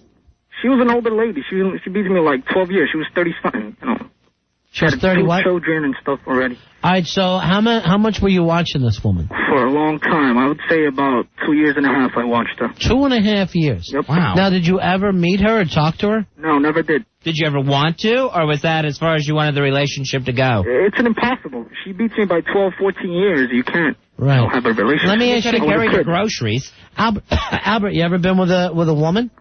I've never dated, but I had chances, but I couldn't. Why? I just have no skills, no game, like the brothers say. All right, you have no game at all, right? Yeah. Is it because maybe you think you're doing these things? Yeah, I would say, yeah, it is. Do you think you prefer doing it this way rather than having an actual relationship? I would love to have. Obviously, prefers it. But it's right now. It's pretty hard for me. He wants to settle down outside someone's picture window. Oh, that's nice. Maybe we could hiding behind the white picket fence. Albert, maybe we could hook you up with a chick one night. Sure. I'll be happy to go over there. And you think that you would be able to go out on a date? Maybe Tiffany or maybe. All right. She could go out with me. Have you ever seen her before? No, I've heard of her though. You've heard her, but you never went to her website or any of that kind of stuff. Or her window? No, I haven't seen her because I don't got a computer right now. All right. So, but when you've heard her talk to the, all right, who's that yelling in the background? Your mom? That's someone from across the fire escape. I don't know. I'm in the back. I don't know how you can hear her, man. She's actually mad at what I'm saying. That's why. Oh, she hears what you're saying? She's hearing it, like a second or two later. What's her name? Her name is Jessica. My sister. Ask her to come in. I want to ask her a little bit about you before we hook you up on this date, okay? No, I don't want. Yeah, I just want to get some background on you. That's all. Some background? Yeah. If we get one of the babies or another girl lined up. Oh, at this point, you probably think I made it up, right? No, not at all. We just want to learn more about you. You're fascinated. Yeah, I'm interested. Sure. Okay. All right, let us talk to Jessica. I want to talk to you. Come over. Yell in her window. Yeah, yell in her window. Yeah, sure. I'm sure she's trying to get a shower right now. Fez, you look more normal all the time. Guys. Thanks, she's too Ronnie. shy? I just wanted to back up the story. I'm kind of embarrassed to hear her talk about it. Well, she hears you talking about it on the air, right? Yeah, she's my close cousin, my best cousin. Yeah. Mm-hmm. Have you ever seen her? Did you ever peek at her? Was she one of the 6? No, she... The Albert 6, as we're calling them? We're just close. We used to take baths together as little kids. We're very close. Yeah. Yeah. Doesn't she have any friends you could go out with? I don't like her. A little chubby. She's a chubby. My cousin's a little fat. Say go out with her, the chubby cousin. Ah, damn it, she hit me now. You spank yourself outside a neighbor's window. Yeah. And somebody else is not good enough for you. That's what I don't understand, Albert. Now standards have come into play. I'm sort of like Al Dukes. I'm very picky. You know? Yeah. You do remind me about Dukes. Yeah, it's right amazing. Right down to the peeping Tomness. Right. Yeah. But Al Dukes looks better than me, I bet that. Al Dukes a better looking person, I heard. How old are you, Albert? I'm 26. All right, why don't you go on the bar crawl this weekend? Sure, what's the address? All right, hold on. I'm going to put you on hold, and we'll invite you out. Thanks for your time, guys, though. Yeah. Uh-huh. And one more thing. Is there no way to talk to your cousin? If you untie, what if you untie her and take the tape off her mouth? Then could she talk? She could still talk. Or you just see her through the telescope and you think she's in the room? All right, I want you to go to the bar crawl, okay? All right, hold on. All right. What a whack job. Spanking for 2.5 years outside somebody's window. Seriously, Fez, you, with a mosquito flopping out of your eyeball, seems more normal to me than some people. Thank you, Ronnie. That's the nicest thing you've said. All right, there's the kids are asking that you go into a chat room, Fezzy. There's a chat room on AOL called Ron Bennington is God. That's a nice chat room. You ought to go in there and just talk about me with them. I am not going into the chat room. You know me. I don't chat in chat rooms. Star Princess Sari started it. I don't think that's her real name, though. That might be an AOL name. That's her title. All right, people are writing in, the reason why Fez doesn't come into the chat room is because he hates the listeners. No, I hate chat rooms. Yeah. If you want to chat, I will call you up on the phone and say, hello, this is Fez. Care to chat? No, but you got to do it online. Why? That's not chatting, that's typing. I am not going in a chat room. Oh, guess who said that they would go out with that guy, Carly Baby? Oh. Yeah. She'd be perfect for him. Nut versus nut. She brings the weirdness out of people. She helped Godzilla. Oh, that's right. Then he fainted. He joined the army, by the way. Godzilla did? Yeah. Wow, that's nice. Well, it was Kiss. It was the Kiss Army. Oh. And he says he wants to make all the shows. So he enlisted. Yeah, he's in. In the Kiss Army. I don't know when he's the really big, heavy cat. I don't know when they're shipping him out to Long Island, but it's happening soon. Well, everyone's going to serve and help out in their own way. Sure they are. So, okay, we got to take a break here. Can you get an unhonorable discharge from the Kiss Army? I think you can for washing your makeup. All right, this Andrea says about you. I bet Fez would go in a Chaps room, though. It's pretty funny. Chaps. 877-692-1027. We're Ron and Fez. Ron and Fez. 1027 WNEW. Ron and Fez here. Ever have a pink Prozac? Better yet, a black and tan martini? That's just a taste of what they serve at the Mix Lounge and Food Bar. Mix is a new place to go on the Jersey Shore, located on Brighton Avenue in West End Long Branch, where you'll experience a relaxed but yet very cool atmosphere. Sam and Michael, that's the owners, Fezzy, they're going to make you the drink of your dreams. That classic martini that everybody likes so much. Then you got these new fruit-infused martinis. They invented those. Right. Once you get there, you're not going to want to leave. They're open for lunch Thursday through Sunday and open for dinner every day. It's the Mix Lounge and Food Bar in 71 Brighton Avenue, walking distance from the beach. Now, for further information or to get directions to Mix, give them a call, 732-923-9100. That number again for Mix, 732-923-9100. Come to Mix and get your fix. Mix Bar and Food Lounge. Ron and Fez, 1027 WNEW. Ron and Fez with you on a Tuesday night. Thanks for being with us.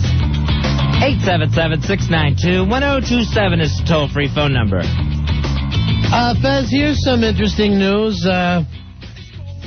What is your favorite airline of all time? There's only one airline I fly. It's JetBlue Airways. And you were worried about them when all this crap started.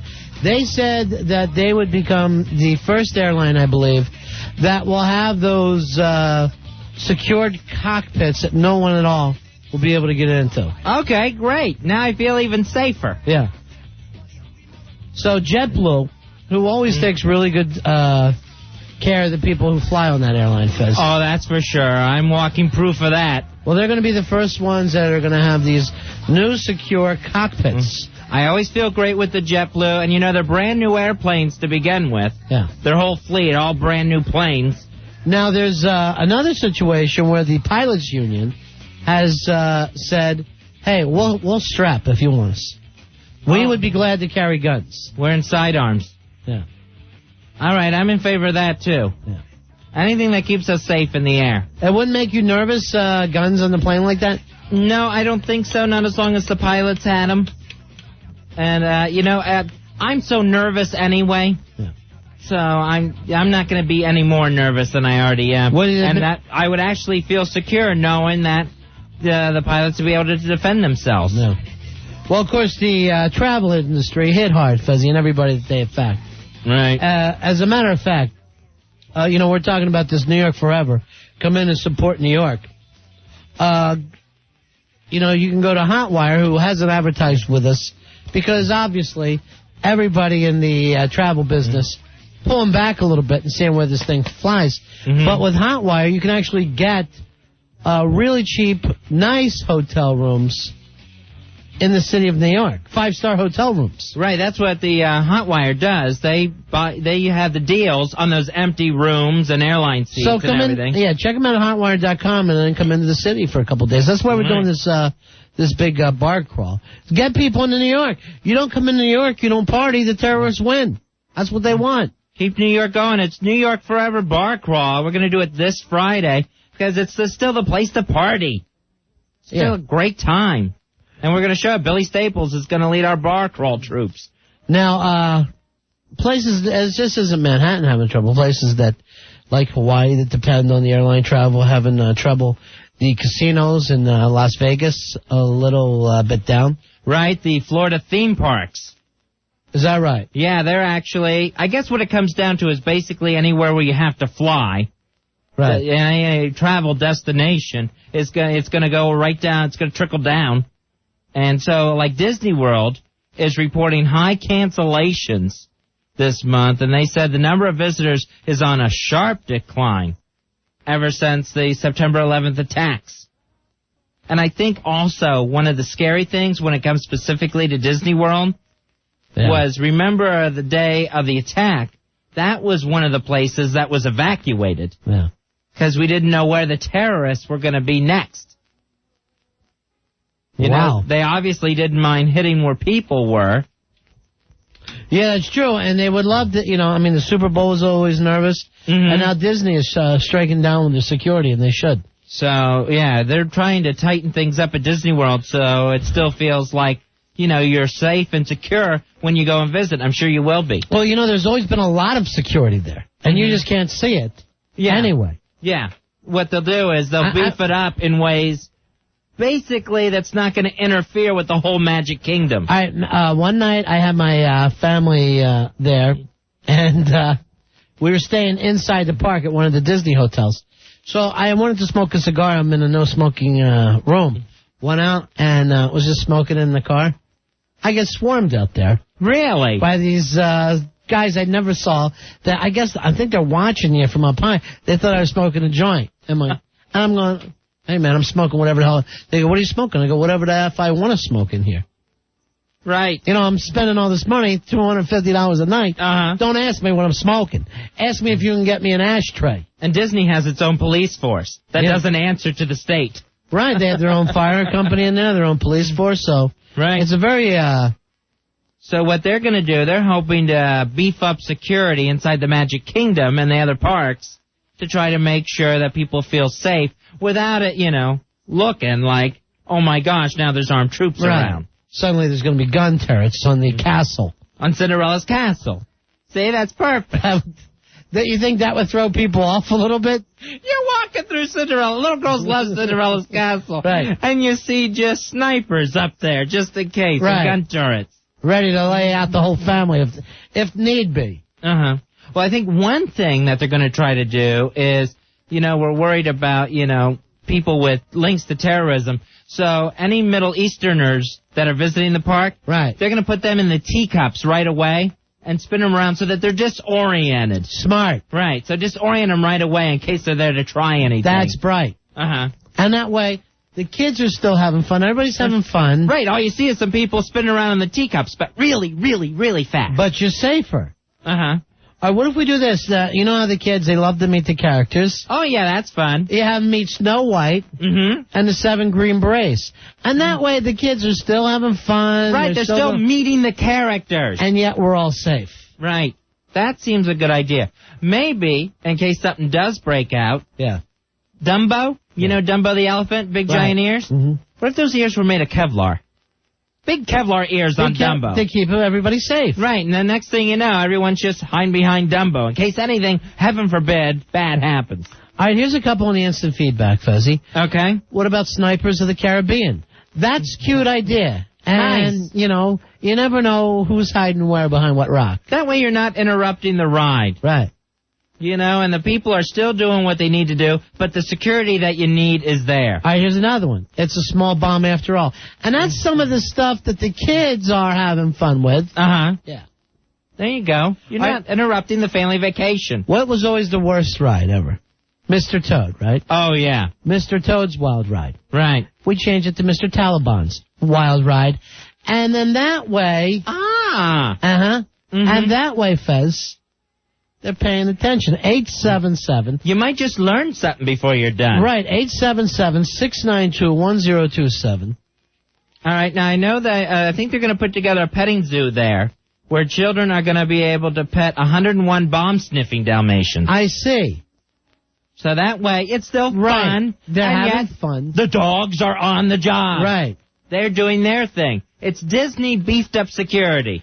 Well, you don't even know it's security in action. This way, if the kids get there and they see Aladdin is being drug away for interrogation, they're not going to panic because they know it's part of the family fun. Aladdin taken in for questioning? Aladdin is just a simple questioning. I hope that's not profiling. It has to be, Fez. We don't get out of it now. All right. So Like that congressman said, every one of these guys would have fit the racial profile. That's true. So I guess that's, one thing you can still enjoy. Yeah. I guess visitors now hear the singing of foreign children while riding on It's a Small Internment Camp After All. I like that. Little foreign children singing. Right, and, everybody's still having fun. Uh-huh. And yet they're kept behind wire. Here's one that came in, Fez, and see if you like this. Do you think kids would like to go on Magic Jihad Mountain? Huh. We're gonna check that one, JM. I don't know. Let Fez think about it. Sure. And he was born in Florida. Right. So Fez will know. Been there several times. Fez will know. I know some of the rules are going to have to change on the rides. Yeah. That's going to be obvious. There's no more curbside check-in at Space Mountain. I see. Right. And Sky Marshals will now ride along on Peter Pan's flight. Now, Steve sends this in, Fez, on the instant feedback. See if it's a better name. Space-based Weapons Mountain. Do you think that, do you think kids would like that? I think, yes. It's educational as well. Yeah. And they won't even realize they're learning something. That might work out for the Disney security. All right, so that's all there. Uh-huh. All right, everyone loves that Peter Pan's flight, right? Right, yeah. Sky Marshals on there? Put the Sky Marshals on. Sky Marshals, not so much watching Peter Pan, but also the children. Mm-hmm. Right, and that doesn't, like we said, interrupt the enjoyment, the fantasy of the ride. Uh-huh. There just happens to be a Sky Marshal in the seat next to you. Now, I know one of the other security measures that they're going to try to take, every day Winnie the Pooh's friends, Kanga and Roo, are going to be subjected to a full-body pouch search. I see what you're going with there, and just to be safe. Yeah, they're going to check all the characters. No one's above suspicion. Let's put it that way. Right. We're keeping an eye on it. Well, then you go find out. Then you're moving all the time. Okay? So that's and that way everybody's having fun. Right. Yeah. And it's just more fun for the kids. Maybe they can participate. So 877-692-1027. All right, IKEA boy on the instant feedback, and he always has good ideas. See if you like this. The Epcot Counter-Terrorist Center. Huh. So you're in there. As opposed to tourist center. Right. Makes sense. It's an idea. Yeah. All right, 877-692-1027. Oops. There we go. Trouble with these damn phones. I've had trouble with this thing over here, the Metro Source, too. Yeah. So I don't know. I think the studio would set up. All right, I understand now from the instant feedback, Ronnie. Yeah. You can now clap along with the all-new Country Bear Jamboree right to Bear Arms Show. I see. So Bear Arms, Second Amendment type stuff. Right. So that's nice. See, if you can educate the tourists and the visitors, that's half the battle against terrorism. All right, Mike the teacher sends in on the instant feedback. Epcot adding a new country to the World Pavilion. It's post-war Afghanistan, and that'll really just be the parking lot. And that's going to be cheap. That exhibit's coming in under budget. All right, here's one I don't like, Fezzi. Got sent in also. The Main Street Parade of Death. Because that gives off too much of a negative vibe, doesn't it? Yeah. Is that a little too negative? That's not too happy, along with the No Tomorrowland. No, we don't want that. That's not going to work. We want positive, right? We want the kids to have fun. We don't want everyone to know that Disney had to beef up security. Right, exactly. Pap, I don't know what it is about this line. They're just clicking right off. These lines are clicking off as quick as I get to them. So let's see. Also from the instant feedback, Ronnie, Bambi's mother will be armed so that she can finally shoot back. Yeah. All right, so that's good for Bambi's mom. All right, here's Jake on the instant feedback. The runaway hijacked train. I don't think we want that. Don says, on the instant feedback again, what about Tom Sawyer's 3 Mile Island? Huh.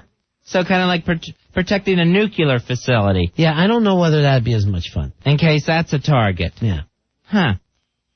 Yeah, you got to wonder if it's still going to be fun for the kids. You got to keep the spirit of Disney involved. Right, it's got to stay Disney fun. Everyone wants to be safe, sure.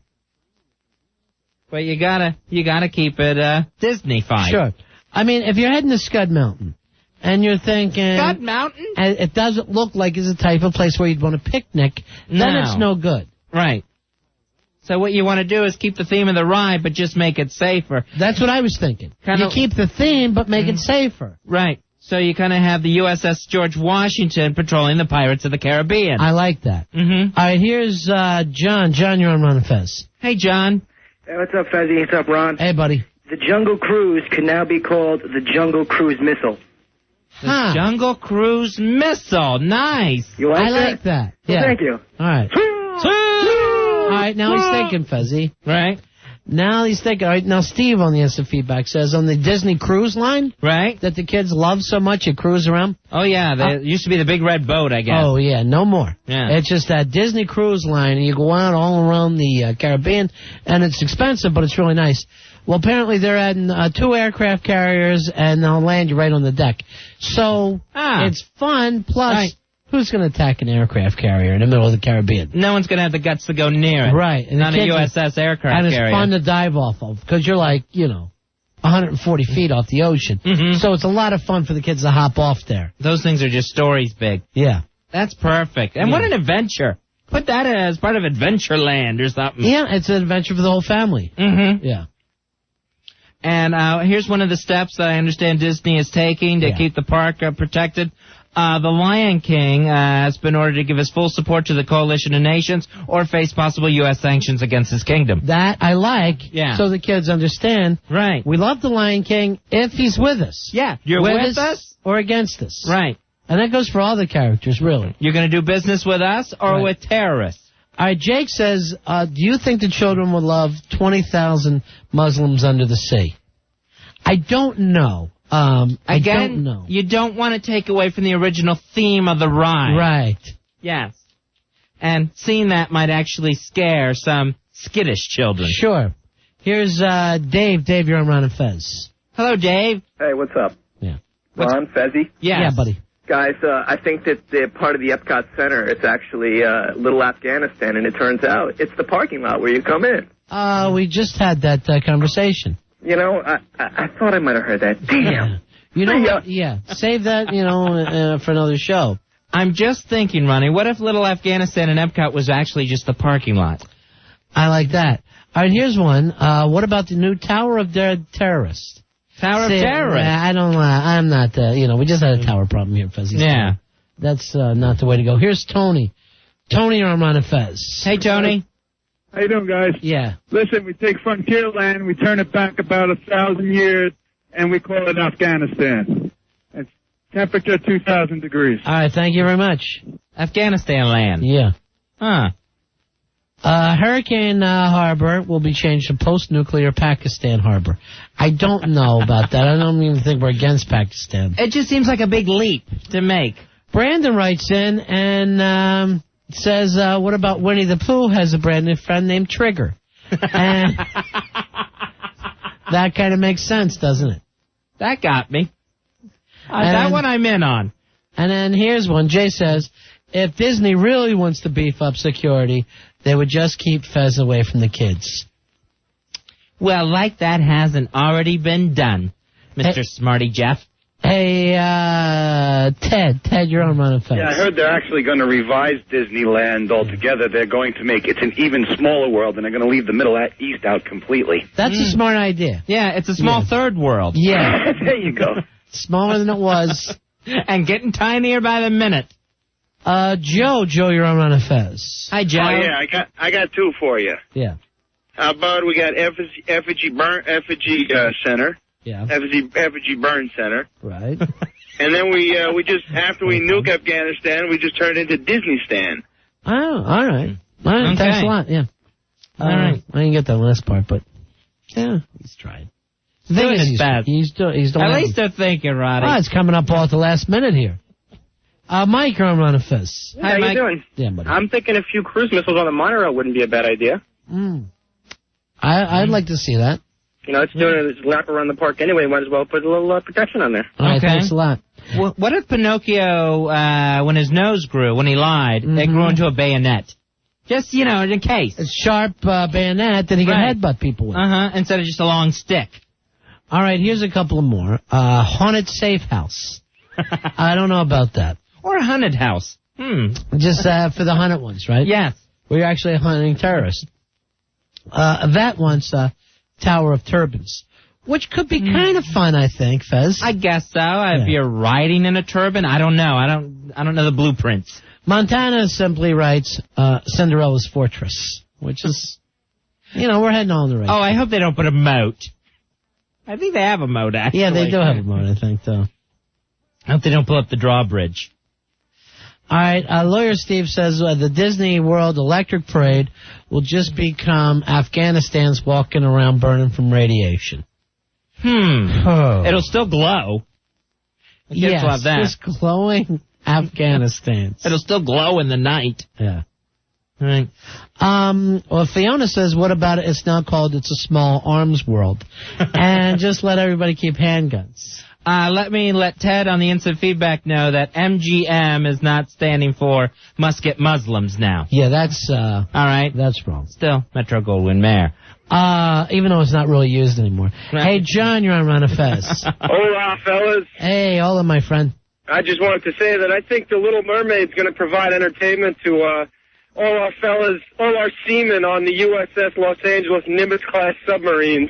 That would be fun. That Little Mermaid was hot. A little water park attraction, Little Mermaid's Amphibious Landing. Yeah, that would be fun. That would be fun for the kids. Yeah. In the vein of Bob Hope and all, but I think you'd do a better job. All right, thanks a lot, my man. Fez, you got to take a little break. Okay. And we'll come back with a little more of this Disney stuff. I know I know you like it. I love it. I love Disney. A Fezzy favorite here. 877-692-1027. It's Ron and Fez. Ron and Fez. You're scaring me. Stop it. 102.7 WNEW. You wish upon a star. I see dead people at Disney.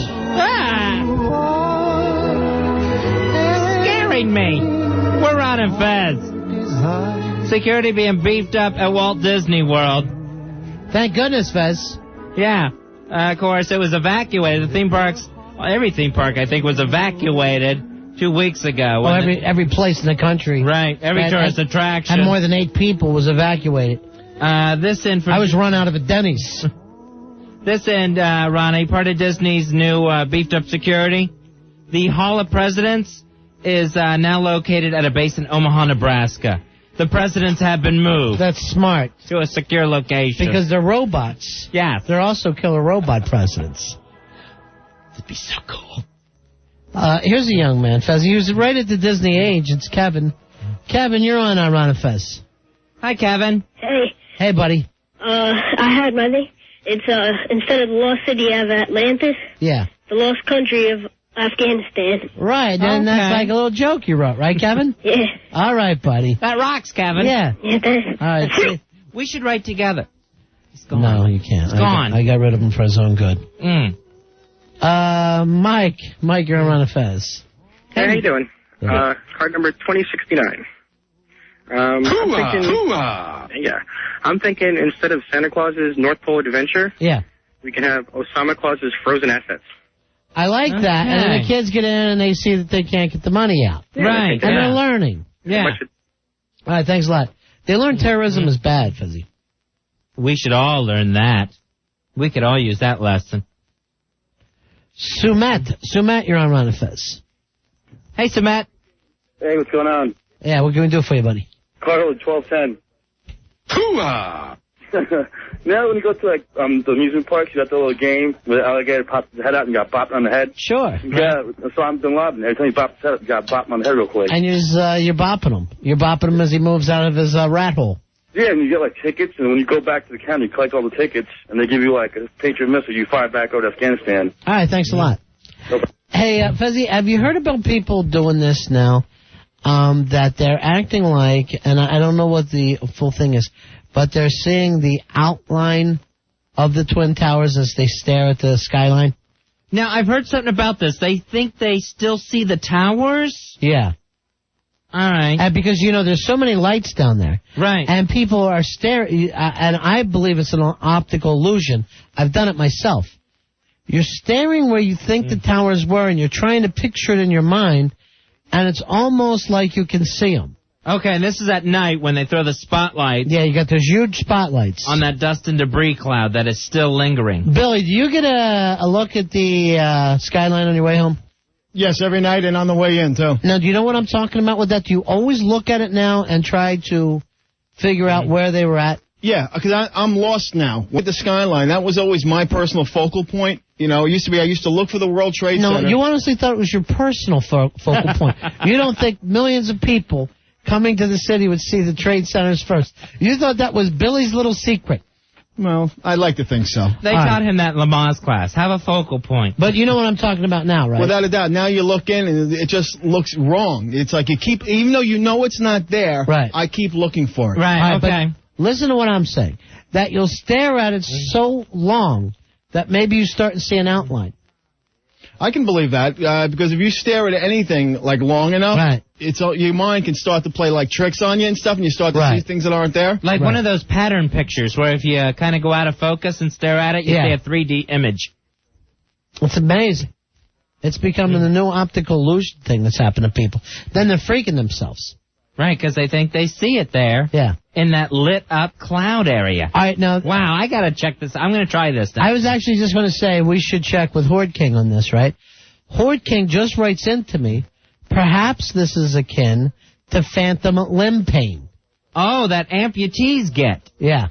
When they lose the limb and yet, like say they lose an arm, the fingers still itch or something. Have you done this? At night, as you're trying to go to sleep and your eyes are closed, you'll see the outlines of the towers. No. Because they've been on TV so much. Oh, okay. And that's the one image that you've been getting hit with over and over. I think I've seen them every night. Last night, when I finally went to sleep, I had trouble sleeping last night. Why? And I have no idea, but I'll tell you what. Every time I dozed off and started to dream, every dream was those towers being attacked. That's what I'm talking about. Over and over again. It's etched in your mind now. Right. And then the dream was that, we had to keep reporting it. Right. That we had to keep going on and saying, let's look at the footage again as we're doing the radio show. Tonight you'll shut your eyes and you'll just see a huge mosquito that's been embedded right on your cornea. Oh, God, I'm going to run from bugs from now on. Here's Tim. Tim, you're on Ron and Fez. Hey, Tim. Hey, how are you? Yeah.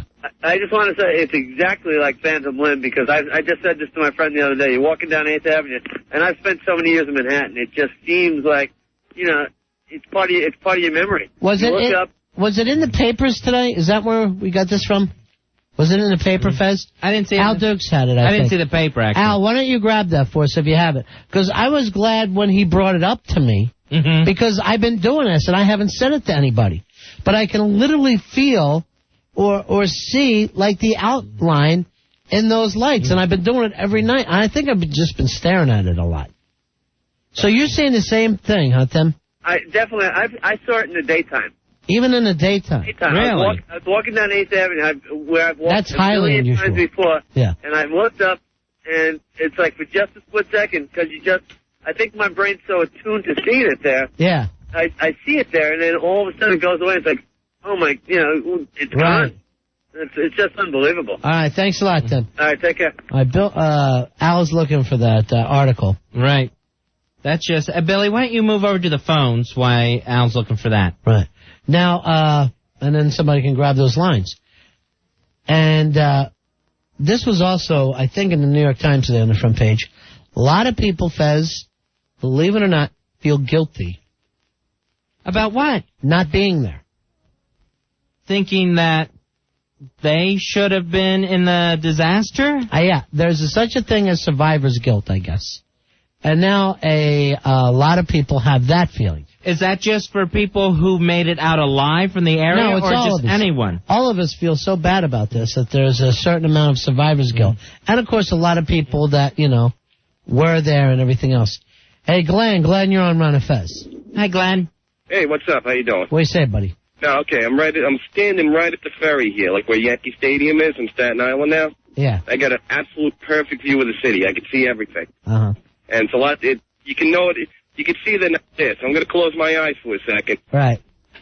Picture the way it's supposed to look. All right. Yeah. Ready? Yeah. Almost for a second. Almost for a second, yeah. Uh-huh. Almost for a second. You can open my eyes. I open my eyes, and you can see it almost there for a second.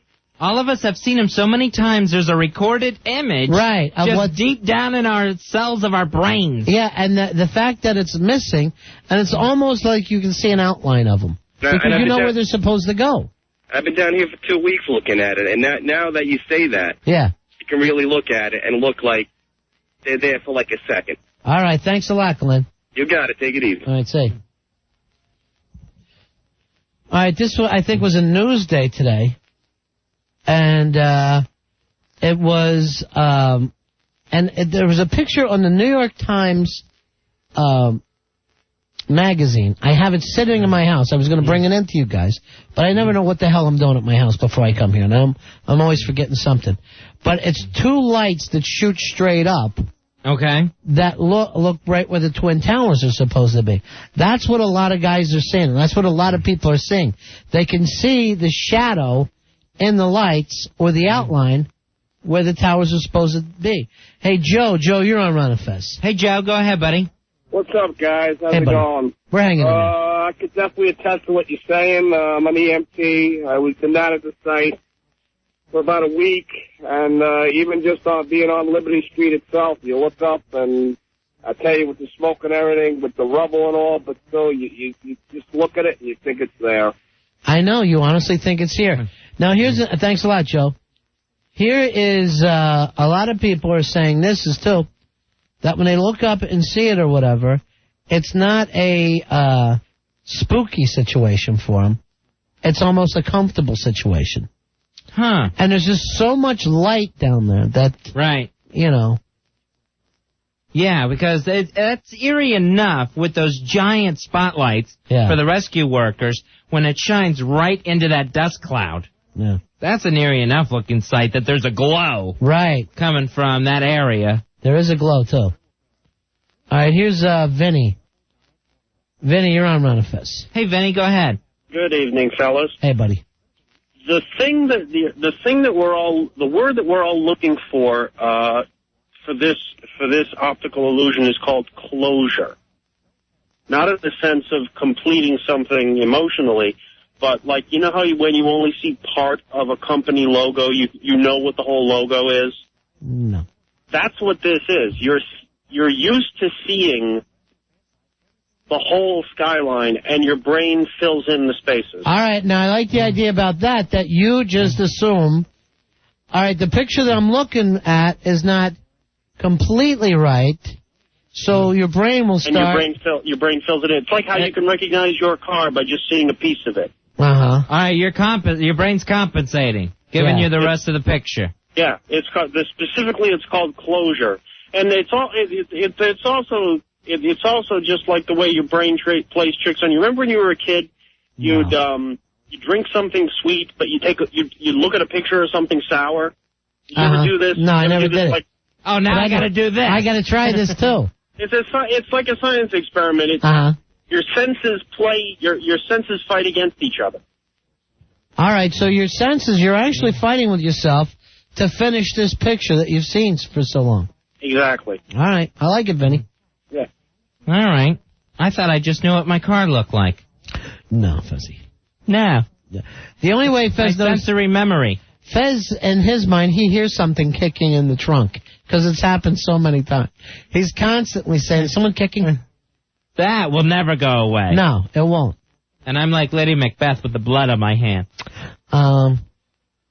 You know a lot about Shakespeare, huh? No, just that one play where they made us see in school.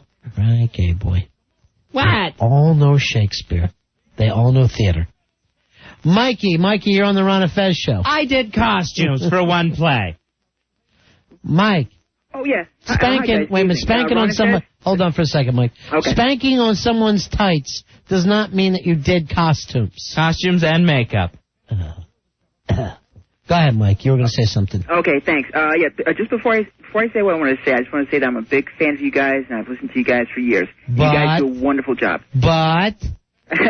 No, I'm complimenting you guys. Okay. Listen, I was listening to the show, and I just turned on to it a little while ago. Right. And then when I heard about what you guys were talking about people seeing what they thought was the image of the World Trade Center, I had like that same experience a few days ago. It was like in the morning, and I was riding on the Staten Island ferry. I'm from Staten Island, right? And as I looked up, just for like one split second, looking at Manhattan, I saw what appeared to be the Twin Towers, but I saw them like as a black silhouette, and I only saw them for like one quick second. Right. And then like they disappeared, and I don't know if anybody else had said that, but after I saw them and after they disappeared, I had like this feeling of disorientation. I felt dizzy, like out of place. Were you on a boat, right? Yeah, I was riding to Manhattan, and I was like going to work, and I looked up, and I was like, I knew that the buildings were not supposed to be there. It was like a few days afterwards. Right. And then when I saw it, I was like totally aghast. Like, oh my God. And then like the image disappeared. But it looked so clear, like it was actually there. And then like afterwards, when my mind couldn't register it, I felt like this, dizziness. It was like, I don't know. It was like I was looking at, it was like I was almost at a different place for a second, as if I wasn't even there. Yeah, your brain's not getting it. It's used to seeing something, and you're not giving it to it. Yeah, exactly. It's I mean, we see like with other things also. I mean, people always have imagine things. They see something that's there that's actually not there, and it might be something small. Like something small, something tiny. But when it's like something that's as large as what the Twin Towers was, that could be a lot more overwhelming. Sure. Normal, But actually, that was the real reason I wanted to call. I have like a hypothesis of what this might be. Go ahead. But before I say it, I've got to ask you this. You guys, before I tell this to you, you have to have an open mind for what I'm going to say. Okay? Go ahead. Okay. You know how you always hear stories about sailors when they're at sea, and No. Yes, yeah. Ronnie, open your mind. All right, yeah, I promised I would. Okay. Right, go ahead. All right. I have open buck cheeks. Go ahead. I'll take those too. When you hear like people, maybe sailors at seas, and they might tell like stories, like in bars or whatever, where they might say, oh, I've heard about this mystery about this ghost ship. There are ghosts that are out in the ocean, and then sailors might say, well, they've seen a ship that like maybe appears like in the back of a fog bank or whatever, and they might only see like the silhouette of it. They might see for a second, and then it might disappear. And you always hear like about these stories all the time, of sightings with ghosts. And the thing is, like when you hear the story later, you find out that maybe in that same spot where they thought they saw the silhouette of a ship, there might have actually been like a ship that was passing by, maybe like a cruiser, cruise liner, or What the hell are you talking about? You're talking crazy. What does a ghost ship have to do with? How did you make this leap? The trade towers. Okay, well, listen, just play along with me here. I can't forever. You've been on for 10 minutes. Well, this is like really important because I want to see if anybody else can identify with also if they have this idea. Yes, if there's any pirates that want to call and confirm this. Well, hopefully they won't call me. If they call you, then you can call me back and let me know. But what about this? What if what we're actually seeing, we're not actually seeing we're not seeing an image or like an imagination of what might have actually been there. But what if it could have been just possibly could have been the spirits, not like ghosts. I listen quietly, okay? That's where you're going to be. Why don't you hung up on him? Well, I mean, a building doesn't have a soul and come reappearing back. That's just ridiculous. And it's taken something that is actually touching people and turning it into a bad TV show. And turning it into pirate ships. Maybe I'm wrong, Fezzy. Hey, Joe. Joe, you're on Run and Fez. Hey, Joe, go ahead. Yeah, this is Joe. I was in the Nam. Now, this is what happened. I'm bouncing Betty as a bomb with a whole load of explosives, and we're coming along the trail, and it went off, and I was the one who stepped on it. What happened was it went off and it took away a lot of my private parts, and I have a little bit remaining. However, a good portion of it's gone. Now, I'm 61 years old right now, and still to this day, I look down on certain days and I still believe that it's still there. So these guys calling up talking about receptory, I am right on with all that. Now, I haven't been by the World Trade Center yet. Right. However, I feel like driving over there right now and taking a look to see if I can get that same receptory because I've seen that visual. All right, here's the situation. If you only have a part of your penis left, it's probably still bigger than most of the guys here. So that's a lucky thing for you. Nice. The only thing I have is one of my... Yeah, okay, I understand. All right, thanks a lot. So sometimes you look down, you'll still see it. I can still see my whole penis and my right ball. My left ball is still there, but I can still see my penis and my right ball. All right, thank you very much. That's a ghost nad. Which I think was a Bill Cosby movie. Yes, Ghost Nad. No, wait, that was Ghost Dad. Oh, okay. I knew he did something with either nads or ghosts. Yeah. I couldn't remember which. Yeah. He's so versatile. Aubrey. Aubrey, you're on Run and Fez. Hello? Yeah. I was reading Time Out in New York the other day, and I live near the towers, and I was reading a article about an expo in the World Trade Center. It was from before the attack, and I looked up, and I saw them, even though they're not there anymore. And I looked back down, and I looked up again, and they were gone. And it was... It's weird, isn't it? It's really weird. Now, just because you happen to be reading about them, you knew that they, part of you is saying the towers are going to be there. You look up, and for less than a split second, you see them. Yeah, exactly. It's really weird.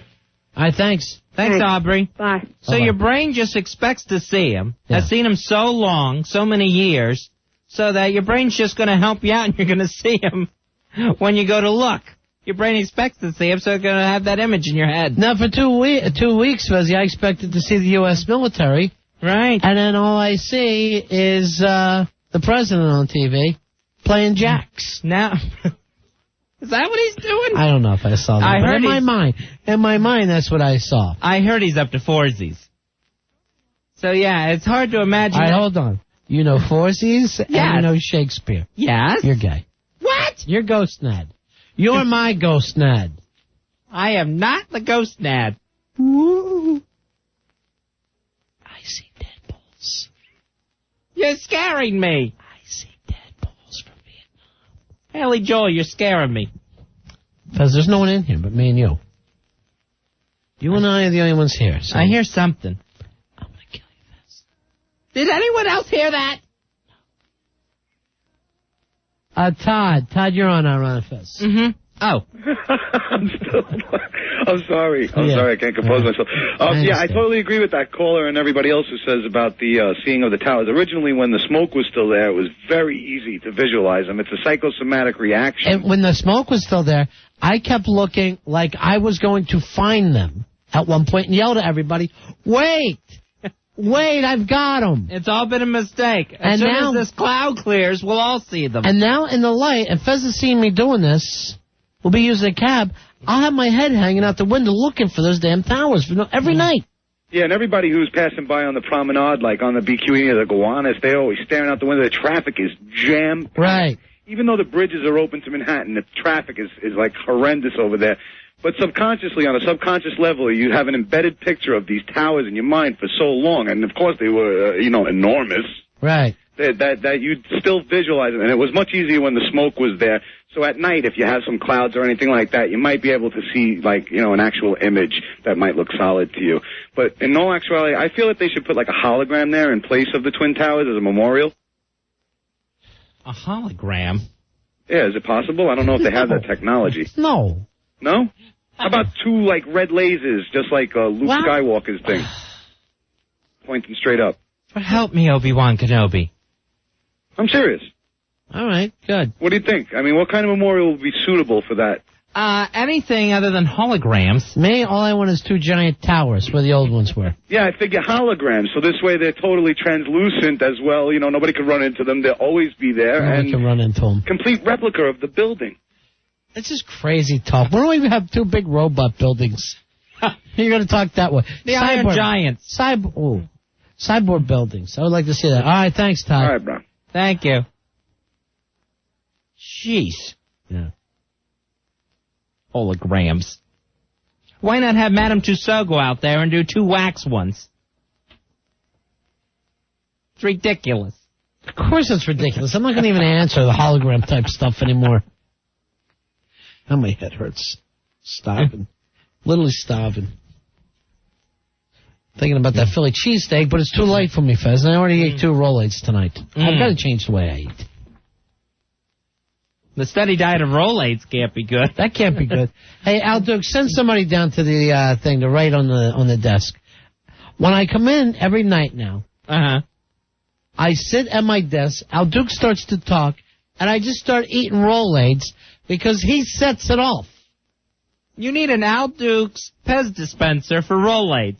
I can't take that monotone voice of his. And he'll actually do this. And that'll be fun. We can have somebody on, and that'll be fun. And it sounds like the least fun thing I can imagine.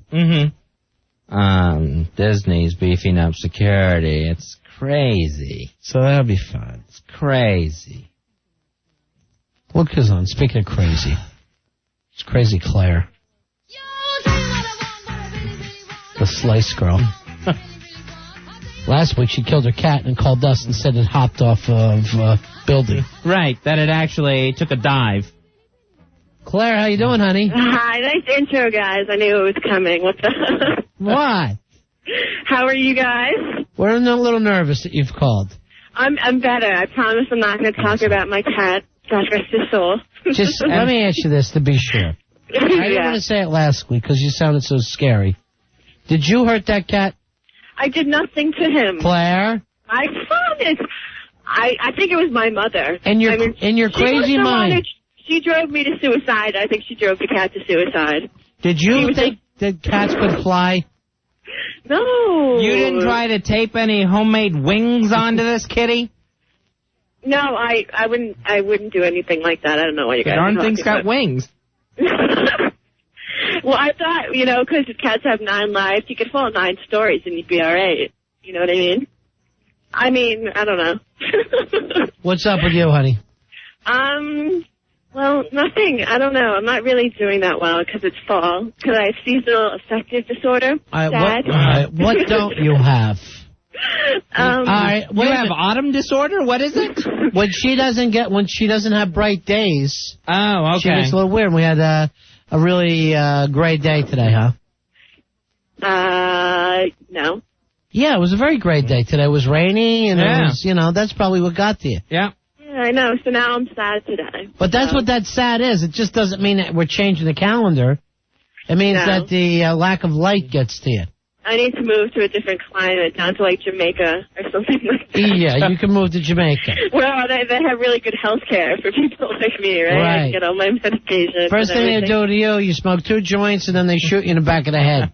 Oh my They're God. not going to put up with it. And nobody I'm calls so- in the morning. I'm so bad when I smoke pot. It's really bad. I get so depressed and paranoid, and it's just not pretty at all. But I don't know. You probably should avoid it then. Yes, that's what I try to do. It's the alcohol that gets me. Oh, I love drinking so much. Why? But I have, You're not even old enough to drink. We would invite you to the bar crawl this Friday night, but we can't have you here. I have an ID that says I'm 21. Yeah, but we know the difference. I bet that cat took a few shots before it decided to end it all.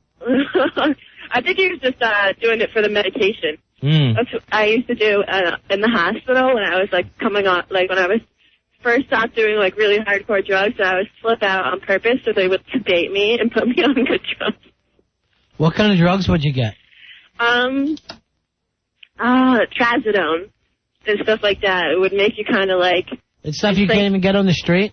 I don't think you can. It's like it sedates you a lot, and they would give you different kinds of tranquilizers. They would shoot you up with tranquilizers. Uh-huh. And get you really messed up. It was fun. Hey, are you allowed to vote? I know today was a primary. They don't let you vote, though, do you? Crazy people? You don't have I can vote. You don't have any civil Really? rights, do you? What? If you are allowed to vote, it makes a mockery out of everybody else's vote. Who has kept it together. Now, Fez voted today, and he believes he's one of many to write in Giuliani. Yeah, I went in and asked for the write-in ballot and put in Rudolph Giuliani. So they wouldn't get it mixed up with any other Giuliani. Did you spell it correctly? Yes, I did. Let you me know see- why? Why? Because I took it written down You with took me. a cheat sheet from home? I cheated at the poll. All right, let's give all the guys a little spelling test here. All right. Billy Staples, you first, very quickly, without thinking about it too much. Spell Giuliani. Giuliani. All right, you got it. Nice. Did everybody else know the spelling? It's a Jewulian. Oh, J-E-W. She's Jew. You're out. I'm just a bad speller. What's up? All right, you know what? If you're allowed to vote, I should be allowed to take stuffed animals with me and let them vote as Seriously. It makes as much sense. I bring a stuffed animal around with me sometimes. His name's Spike. well. Really? By Curious George? Seeking same. You take What do it. you carry around with you? He's a dog. His name's Spike. He's tough. That dog died 8 months ago, Ronnie. She's still dragging it around. Oh, my She God. thinks that's her baby. I should have never told you guys about my cat. But you guys always said I sounded happy, so I thought I'd call you when I was depressed. So you'd... You're depressed right now? Yeah. You sound I'm just depressed lady. excited. Well, I can pretend like I'm not. Like I could distract myself, but when I But nothing, you're practically giddy for being so depressed. well, that's what happens to me. I get like giddy, delirious. Like I'm not really happy. I get close to like I'll be laughing, but I'll be close to crying. When are they going to take you out of your cell and hit you with a fire hose and then put you back inside? I don't know. I'd love to watch that. What about in Mrs. Doubtfire madhouse. when he calls and she pretends to be like a crazy lady, and in the background they're like, "Elma, get back in your cell," like the whole. What's she saying, Fez? Do you understand? No, it's some imaginary friends that drop by. There's a radio show in her mind. Oh, no. Stop it, guys. It's not nice. I was, oh my God, where am I? Sorry, I'm driving. Earth, honey. Oh, you're driving? Oh, my God. You gotta be kidding me. No. I am not. I'm driving, but I think I just drove into Westchester Airport. So All right, are you actually behind the wheel, or are you in a straitjacket in the back of a van that's moving? I'm in a straitjacket. I'm using my knees to drive. What about your nephew? What? Nothing. You're just gonna drive her loony, Ron. But I was in class today, and for some reason I started crying for no reason. Why is that so hot to me? No, I'm sure there was a pencil sticking out of your thigh. I don't understand why that is the hottest thing in the world, that she doesn't know what she's doing and saying. What's that crazy Michael Douglas movie that's coming out? Oh my God, I want to see it so badly. I'll never tell. Yeah, that I think you have the female lead in it. Oh, I should become an actress. What is happening? Yeah. And just play me. Right. We gotta find out the name of that movie because it's a crazy girl who actually is looking hot in this film for being nuts. Is it coming out this Friday, right? Is it one of the ones this Friday? Yeah, it is coming out this We're Friday. running the commercials for it over and over. I've seen Paul Lowe talking about it. Okay. He thinks it's an Oscar winner to be, Fezzy. Nice. I'll never tell Oscar. You're going to sweep. All right, Crazy Claire, we have to take a break. You going to make it home okay? Yeah. Should we send a keeper over to check on you? I'm a little nervous about you getting home. Well, I have the bracelet, you know, the anklet thing. Were you drinking tonight? No, I was in school. Promise? Yes. What are you in school for, like crazy school of some kind? No, I'm in college. Well, I take classes. Crazy college? Well, SUNY Purchase pretty much is crazy college. They call it college, Ronnie. Again, it's a turn, a class of stuffed animals. Fezzy, once again, see, instant feedback beats the producers. It's called Don't Say a Word. Oh, nice. That's the new Michael Douglas movie. Yeah. Oh, my God. Nice. All right, guys. All right, bye-bye, sugar. Bye, guys. All right. Bye, Crazy Claire.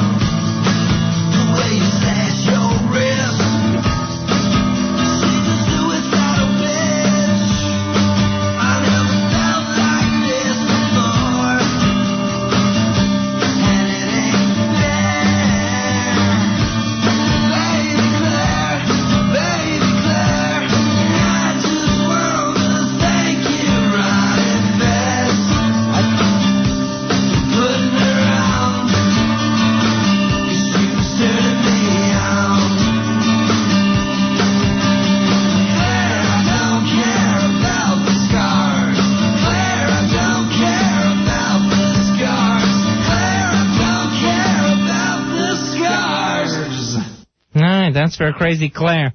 Oh, darn it. I wanted to have her try to spell Giuliani again. That seemed to be fueling the madness. Yeah, it was. It was driving her insane. It was frustrating her. Hey, anyway, we can find out about the... About the primaries? Yeah, the primaries today. See if any results are coming in. All right, Al, check on that. We got to take a break. 877-692-1027. It's Ron and Fez Show. Ron and Fez. 1027 WNEW. 1027 WNEW. We're Ron and Fez. Toll-free phone number 877-692-1027. I guess looking for a spy report if there's any sort of results from the primaries going on today in the mayor's race. I want to see if that write-in campaign for Rudy, how that's taken off.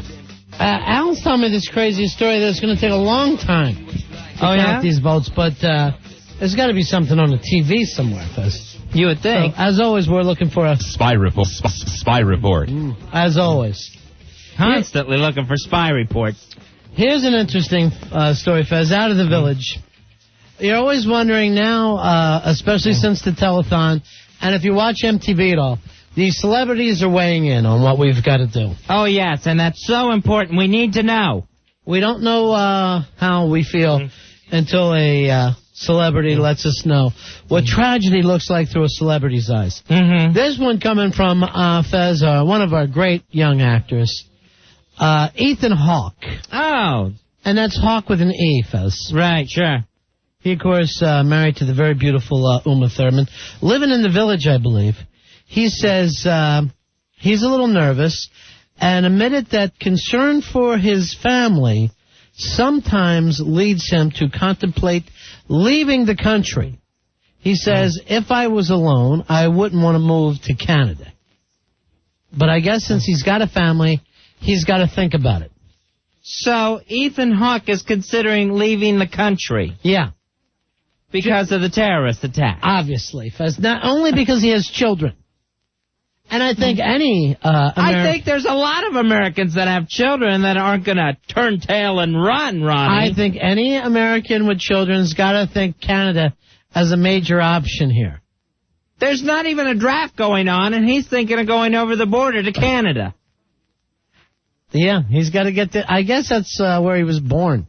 No, I don't know about that. I know he's lived in New York for some time. Ronnie, I hate to say this, but he sounds yellow. He may have to be tried for treason. Oh, no. You mean high treason? High treason. Oh, Ethan Hawke. Yeah. Being charged with high treason. For cowardice in the face of the enemy. Oh, Ethan Hawke. That means. Ethan Hawke, you have been branded with high treason and cowardice in the face of the enemy. You're branded. Tear those stripes off of him. And they say he ran away. Ethan Hawke. Branded, scorned as the one who ran. What do you do when you're branded and you know you're a man? Ethan Hawke. Wherever you go for the rest of your life, you must prove you're a man.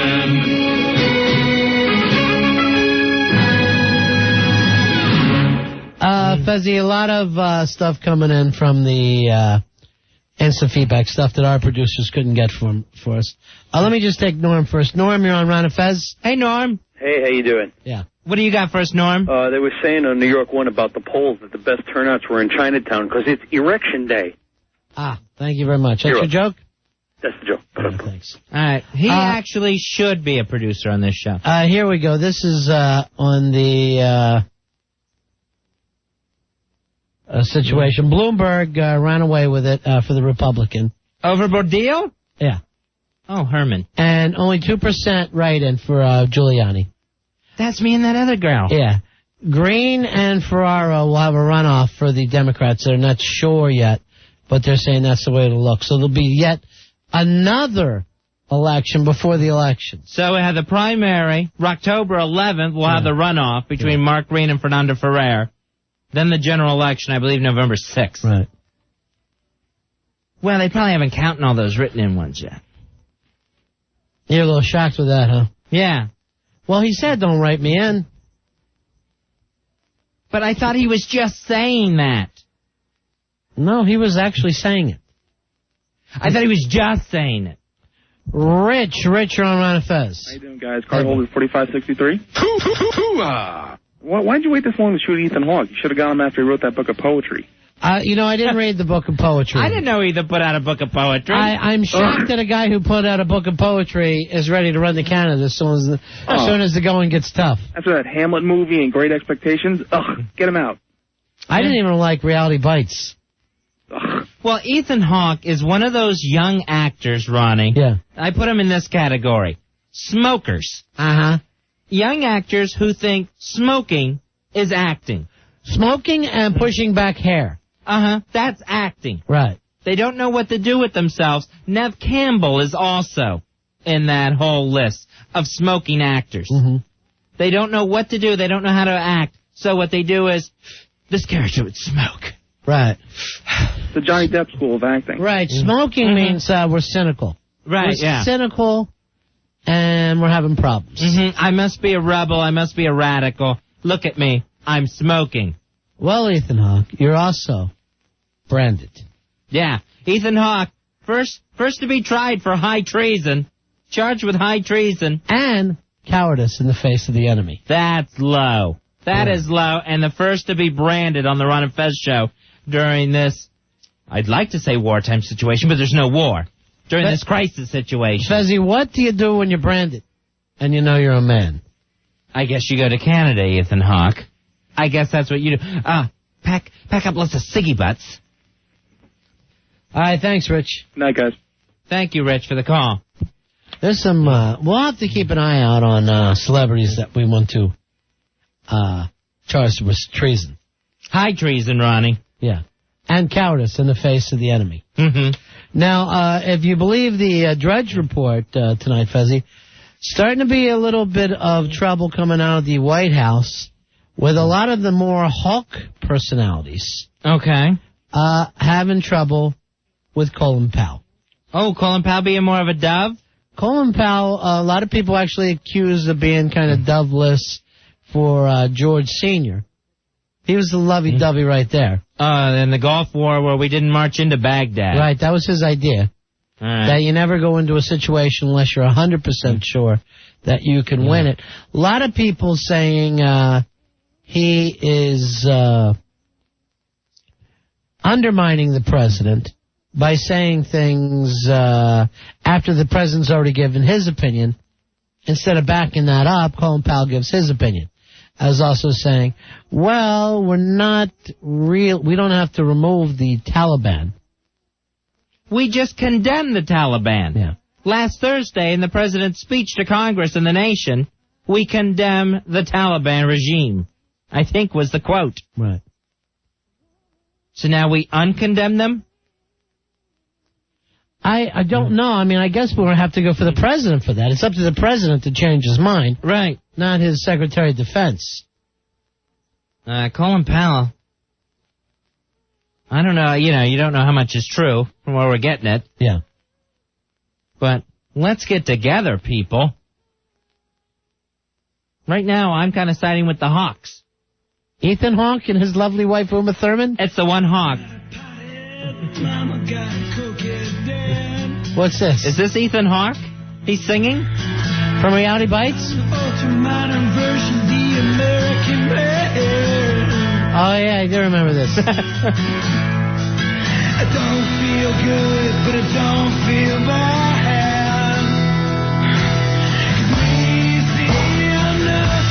I'm a singer, so I must be raspy. It's from all that smoking. Enjoy Canada. Winter's coming.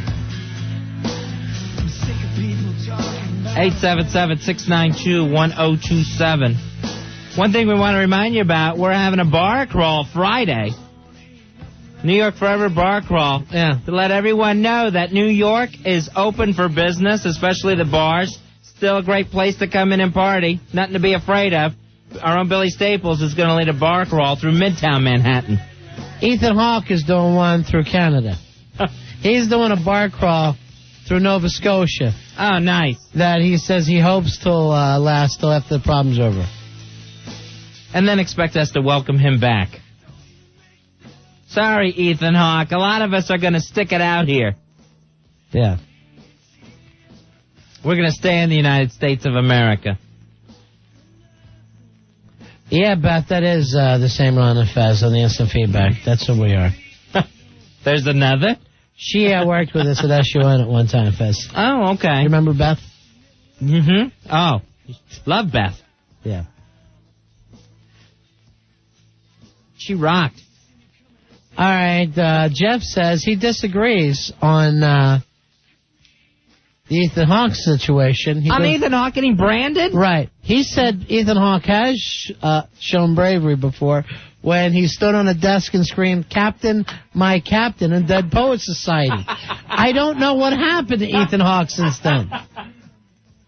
That's the Ethan Hawke we need back, the one who's going to send that desk pen and pencil set over the bridge into the river because he got it from his parents last year for his birthday. That would have been ballsy. Hey, Jay, you're on Ron and Fez. Hey, Jay. what's up, guys? Yeah. How you doing? Hey, buddy. Yeah, my cousin's a cop in Midtown South Manhattan. Yeah. And, all right, if you want to hear crazy stories about people, he's telling me that there's been cases of people actually stealing body parts, like, I guess, hands and arms with rings and bracelets and whatever else on them. And I guess that just shows what the sick people there are. That's not true. And Jay, don't that's call what he up. told me. Listen, It's a crazy story. They're not even finding enough of that type of situation. Right. To be looting from the dead. Some people just like to talk nuts, Fez. Right, and everything's being loaded up and taken over to Staten Island where it's being sifted through there. People love to tell the stories. Ed says, how come you haven't branded Michael Moore? You know, I rarely pay attention to Michael Moore. He's always annoyed me. He's the heavy guy with the cap? Yeah. That's all I know. He's always doing documentaries. I'm trying to think what he said. I read it at one time.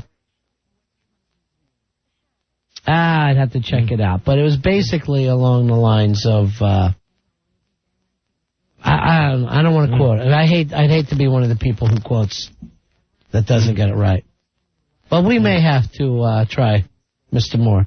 Oh, yeah. Ethan Hawke, I doubt before this thing's over, is going to be the only one being branded. Right. High treason. High treason. And cowardice in the face of the enemy, is that what it is? Yeah. Yeah. Those are pretty serious charges, people. Mr. Ethan Hawke, I hope you know what you're looking at. 877-692-1027, the Ron and Fez Show.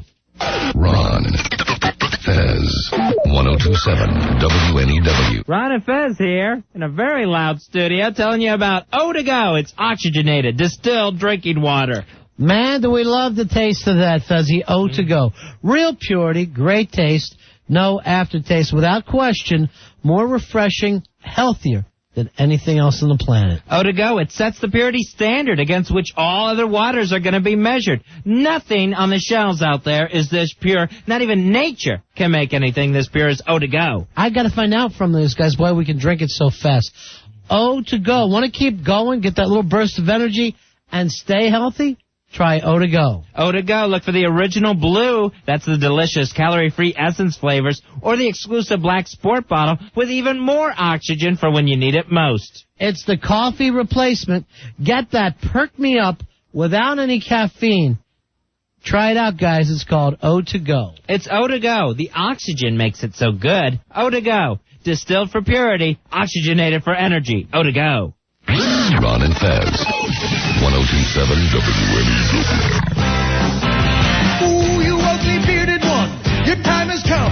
We think it's about time you died, Osama. Ooh, we want you to arrive, dead or alive. There is not a place that you can hide, Osama. Camel humping prick, such a dick. Time to say goodbye when you see Allah. Please tell him that we all said hi. Die, die, die, die, die. Woo! Die, Osama. Come a little closer, huh? Or will ya, huh? Shove this warhead up your ass and die, Osama. Hiding in Afghanistan, the Taliban. Soon you will be running out of time, Osama. Camel humping prick, such a dick. Time to say goodbye when you see Allah. Please tell him that we all said hi. Die, die, die, die, die. Woo! Osama. Die, Osama. Also from the Reality Bites soundtrack, Die, Osama by Airsick. Check them out online, airsick.net. Airsick, Fuzzy, this is their big hit right now. That's climbing the charts. Sure. Here's Francesca. Francesca, you're on Ron and Fez. Hi, Hello? Francesca. Yeah. Hi, how are you?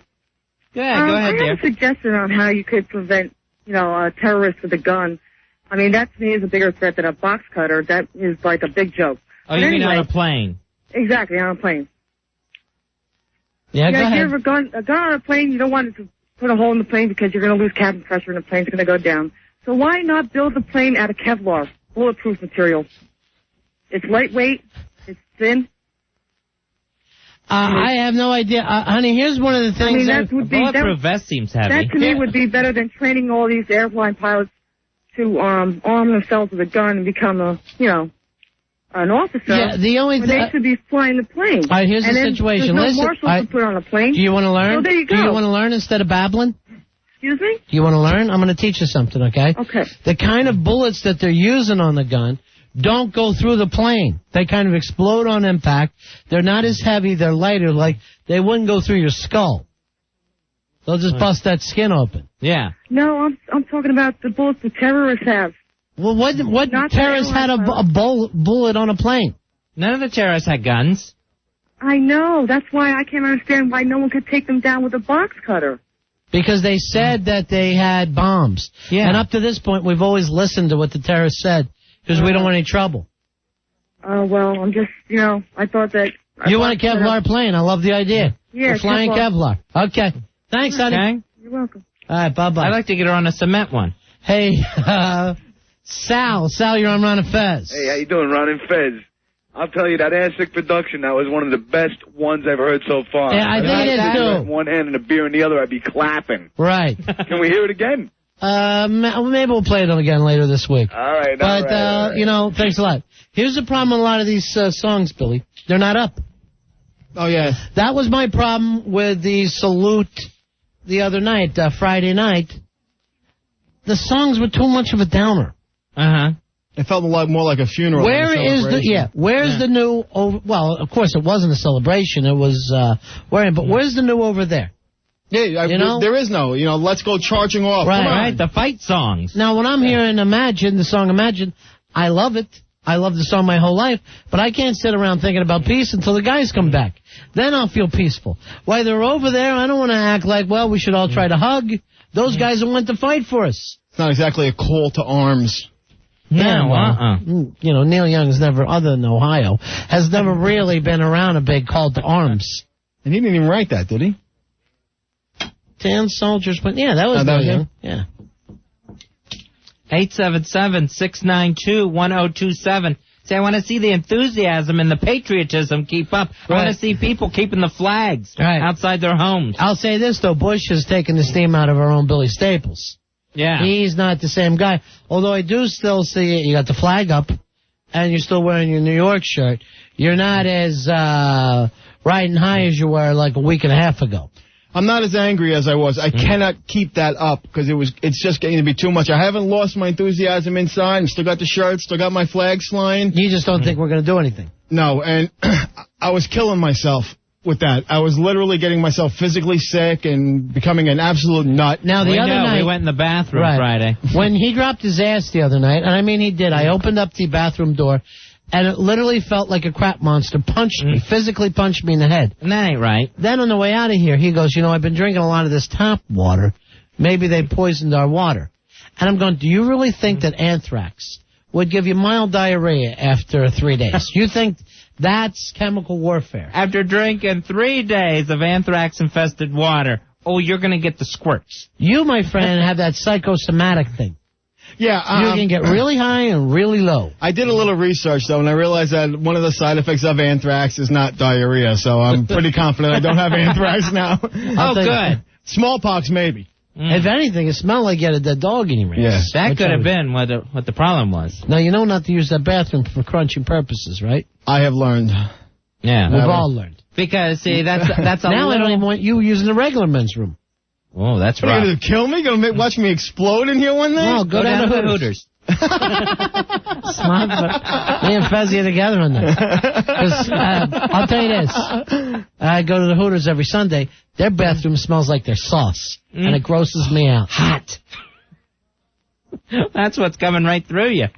Hey, Mike. Mike, you're on Ron and Fez. Hey, Mike. Hey, how you guys doing? Hey, buddy. Yeah, I just wanted to offer a suggestion how to get this guy, Bin Laden. Hire the mafia. They're so good at getting people. Get guys out of jail, give them a reprieve for 20 years. They get you and your henchmen. When's the last time the mafia got anybody?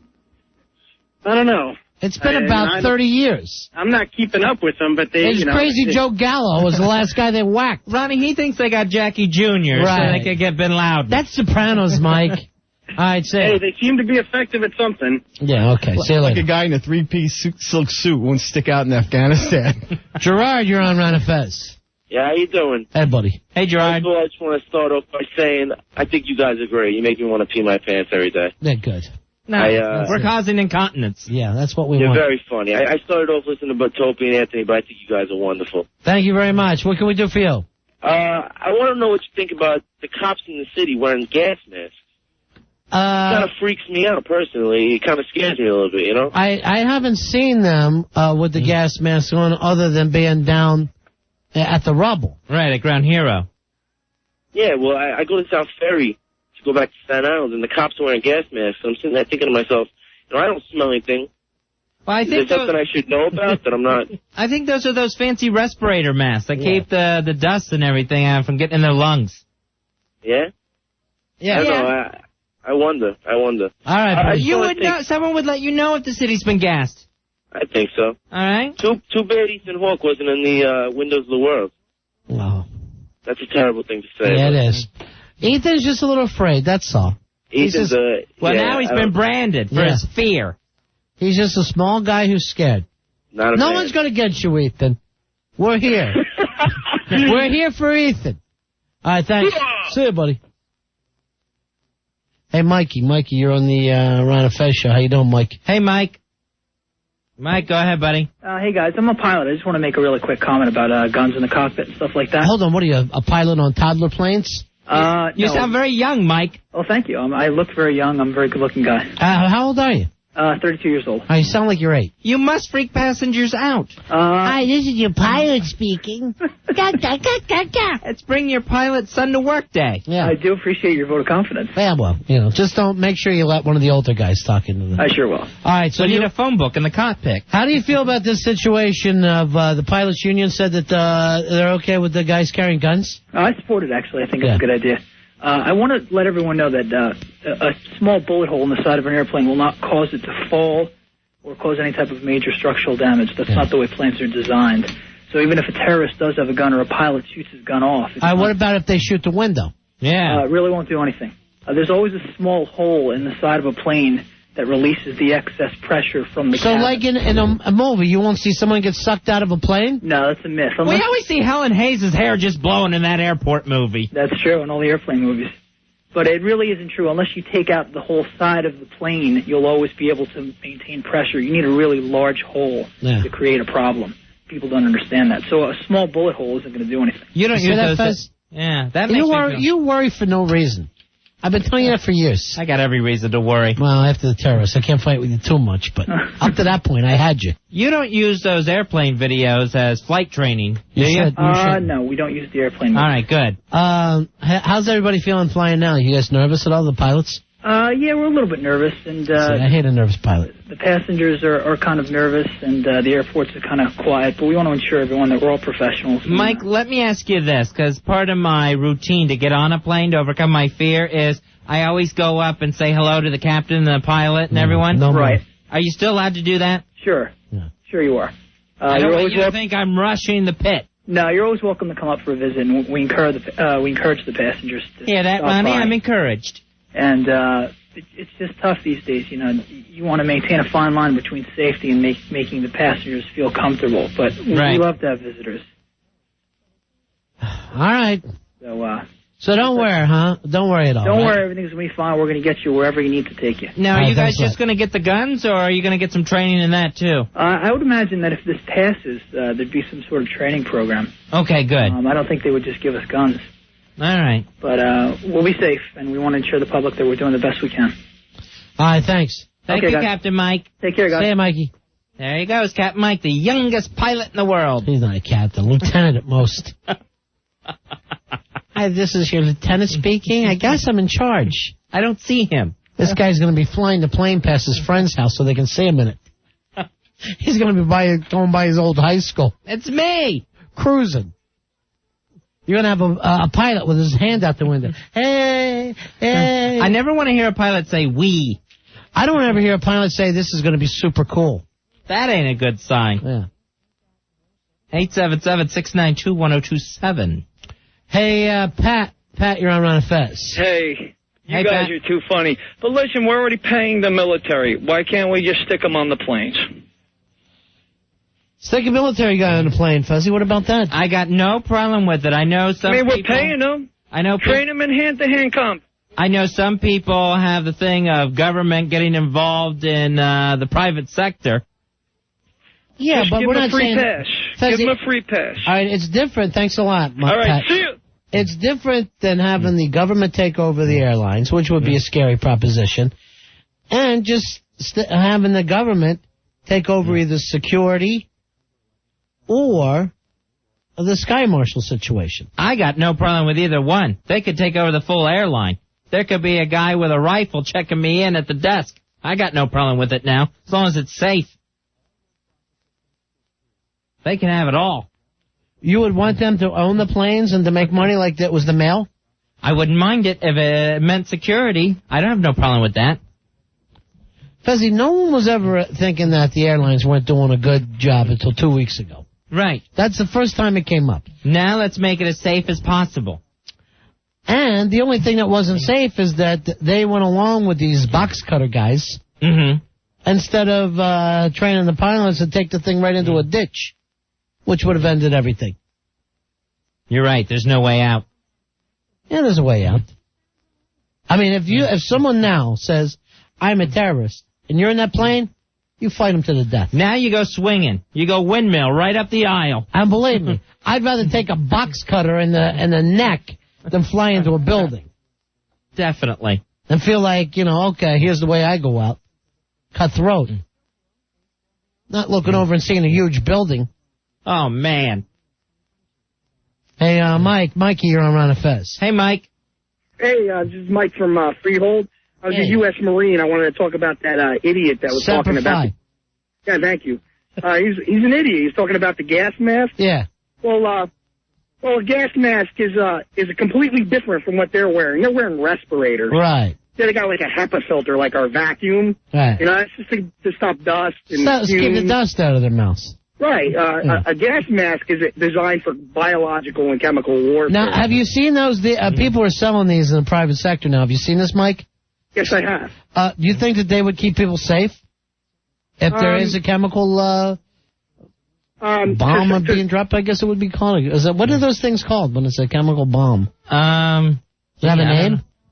I'm going to go with chemical bomb. Let's go with that. Chemical attack.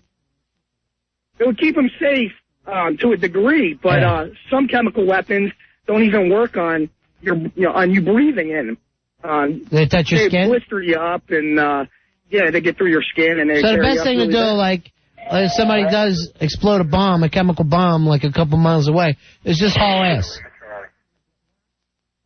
Say again? The best thing to do is just get out, right?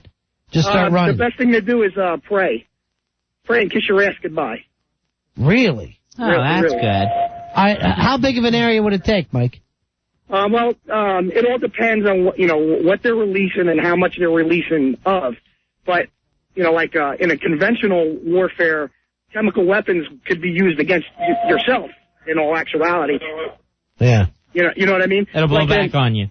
Yes, Saddam Hussein wouldn't fire a Scud missile full of some chemicals because the wind shift could bring it right back to his own country. Right. Right back in his fat face.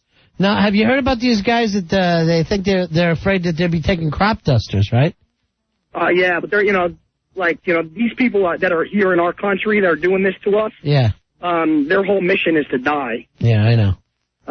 Right now, I can't tell you which place I work at, but I work at a nuclear power plant, and I'm a security guard there. And, we're designed here to, take people out. But these people that are coming in here know they're going to die in all actuality. Okay, man. Hey, thanks a lot, guys. Have a good night. Yeah, the crop duster story, I guess that's out of Belgrade, Florida, where the guy, foreign guy, Middle Eastern guy, started checking out crop dusting planes, kept asking the guy, how much chemicals would this work? And actually was trying to climb in the cockpit and work and look at it. He's like this. Until they called security. How many chemicals would it take me to kill Miami? A lot. Do you have any? Well, I have chemicals, but not enough to kill Miami. Lauderdale? No. And you're not. Why would you want to kill Lauderdale or Miami? Oh, I'm just saying. Could you fill me up enough to kill, let's say, Palmetto, Florida? I don't even know you. I'm not giving you any chemicals to kill Palmetto, Florida. I meant if I had a gun to your head. Do you have a gun on you now? Oh, I'm not saying. I'm just asking a question. So I'm going to have to ask you to get out of my crop duster. You're defensive. You're in my crop duster. You're a racist. You're a racist. Get out. So that's how it all went down, that little docudrama. Sure. Hey, Joseph, you're on Fez. Hi, Joseph. Hey, what's going on, guys? I'm just doing a docudrama from time to time. Mm-hmm. Am I on? Yeah, you're on. What's going on, guys? I'm calling you from New Canaan up in Connecticut. You're doing pretty well for yourself. I'm so excited. You're doing very well for yourself, aren't you? Anyway, I've got an uncle down in Tupelo, Mississippi. He's got Is his name Elvis? Vernon? Hey, this is Elvis. No jokes. Come on, guys. Oh, yeah, call our show and say no jokes. Anyway, that makes sense. He's got 2,000 acres. He has cattle, and he also has like crops and stuff. But he's got his own plane, which he dusts his crops. He's got a crop duster. Any way to pick up the pace here? You remind me of the kid in the ice storm. Basically, he's grounded. Okay, he can't do anything because the FAA, at least up until like last night midnight, said that you can't take one of these planes up in the air. And my uncle, is just absolutely terrified. I mean, there are reports of he's absolutely shut up. God. He's absolutely terrified, and he has crop that he needs to dust, and he has a crop duster. Please. This on the instant feedback. Everybody has an uncle. Don't they? And a story to mention. He's got 2,000 acres in downtown Tupelo, Roddy. My uncle found a nuclear warhead. He says I might get to keep it when he dies. Right. He's going to leave it to me in his will. And he also has really good pot and a lot of nudie books. And I can go there anytime I want. Especially after he dies. And I'll probably get to marry my aunt. And then she'll be my wife. Because I'm an ass from Connecticut. And then you guys can come over and we'll smoke bongs. With my aunt. Because she likes to get high. But don't tell my uncle. She'll be topless. I think when she dies, she's going to leave me all her pot in her will. Carl, you're on Ron and Fez? Lunatics. Hi, Carl. Hey, how are you guys? Good. Okay, I got a question for you. I know we're talking about this planes and we're beating this thing up, but let me ask you this. They're pumping billions and billions of dollars into these airlines to try to save them.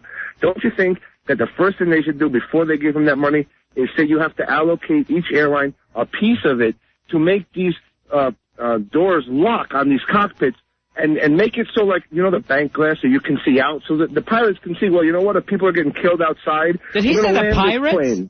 What? Did you say pirates or pilots? I think we're pilot. All right, so the pirates, air pirates. Right. All right, so they're going to have bank doors now that they can look out of. And then when they want coffee from the stewardess, they'll shoot at one of those little bank tubes, Fuzzy. Oh, I hope it's not too hot.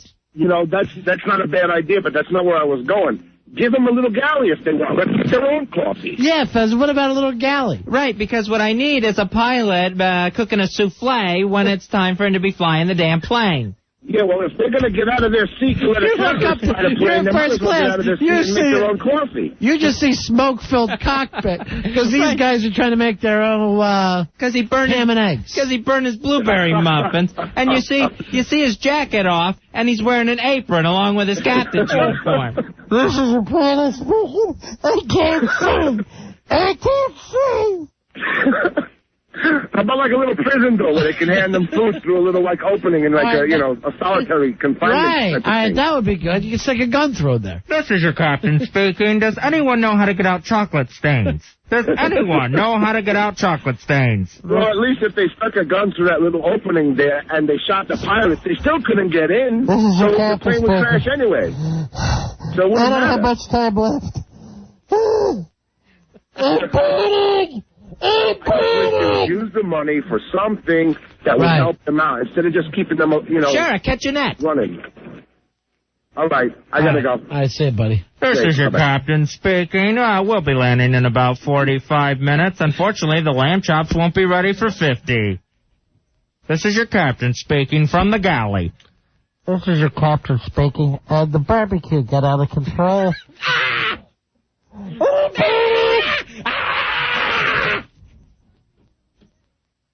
Lord, give the pilots a kitchen is the answer. I like how people just make up their own stuff. Make the entire plane out of kryptonite. We've had air travel for years, for 100 years, and now what we're going to do is start redesigning. Right. Put aerodynamics. Here's what my idea is. You put the stewardess in a knight's costume like they used to have back in the old days. Yes. Mm-hmm. Suit of armor. Just little slits for her eyes and something for her breast. Best thing to do is each passenger gets on the plane, you knock them out. And then you wake their asses up when they get to Vegas. What the stewardess will have is a monkey wrench, like on 18. And you know how they usually get Mr. T to fly? That's what happened to every passenger. You gas the whole back of the plane, and when everyone's good to sleep, then you take off. 877-692-1027. Everyone's got a plan, Fuzzy. Yeah, that's what's nice. Except seemingly our government at this point. I don't know what it is about our government. And I'm not Michael Moore here. This is not high treason, Fuzzy. Good. But, I'm feeling less and less confident every day. Yeah, and now I hate to hear even rumored reports that there's infighting. Right. It's always that pal in the middle of it. With the president. He's no pal of mine. Let me ask you this. Scale of 0 to 100. Yes. Where do you think your confidence level is in the government today? Right now, I've dipped into the 80s. I'll say 89%. Really? Let me check with the Hawk. Yeah. Hawk? Well, and that's low for you. And that's coming off of 110%. Right. Not that many days ago. What are you? Definitely low 70s. Low 70s? Yeah, I'm getting nervous. That's chilly. Yeah. Low 70s is bad, Fuzzy. Right. I think one thing that really got me today, I don't know who the man was. I wish I knew people's names better. That'd be Dick Cheney. It wasn't Dick Cheney. It was a guy speaking from the Pentagon who kept telling reporters, no, you're not going to see any big D-Day invasion. This war isn't going to be just one great big battle that we finish in a day. All right, I'm thinking, man, we're not really going to see anything. Let's check with Billy Hawks and see what his confidence level is. All right, Billy, we're doing 0 to 100. Your confidence level that the government's going to handle this. 80. It's down to about an 80 right now. And you were where a few weeks ago? I was up there. I'd say I was about a 90 at my highest. I still have my doubts about how we're handling this. You have your doubts or your druthers? All right, let's check in with Al Dukes. All right. So that's low 80s for you, Fuzzy. Right, yeah, 89. 89. High 80s. Oh, high 80s, right. Yeah. Hawk was low 70s. Right. And now an 80. So and we're really having some problem here. And Billy's right at 80. Let's get Al Dukes, and I'll try out this one. Oh, fabulous! That's not bad. That's not bad. Okay. We'll work on it. I'm at 90%. 90? Yes. All right. What's, so you're less than an A. An A is 72. You've dropped it to a B. Yeah. What's keeping you so high compared to the rest of the staff? Because I feel like as we're waiting longer, more things are being developed. A nicer plan is coming together. Nicer plan? You mean we're going to send them roses? No, but candy. It's going to be just everything's going to happen at one time. So you think that the longer we wait, the more involved the plan's going to be, and it's going to cover every aspect. So as we wait, you're more comfortable. You're not less comfortable. You're more comfortable. Because where were you a week ago? A week ago, I was still wanting to see plans getting into. And you've seen these plans? No, but I you just wanted more time to go by with nothing happening. You're the exact opposite than every man in the country. And let's see, where were you 3 weeks ago? Oh, yeah, knocking over a foosball table. Right. That's where you were 3 weeks ago. I'm making out with 2 guys. Now it's 2. Oh, I never told him about the other guys.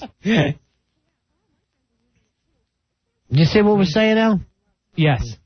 All right, still for my percentage, Fezzi? Yes. I was riding very high. Uh-huh. I forced myself to 100%. Right, yeah, good for you, and I was proud of you for doing it. You know, the biggest, I never was comfortable with this guy running our country.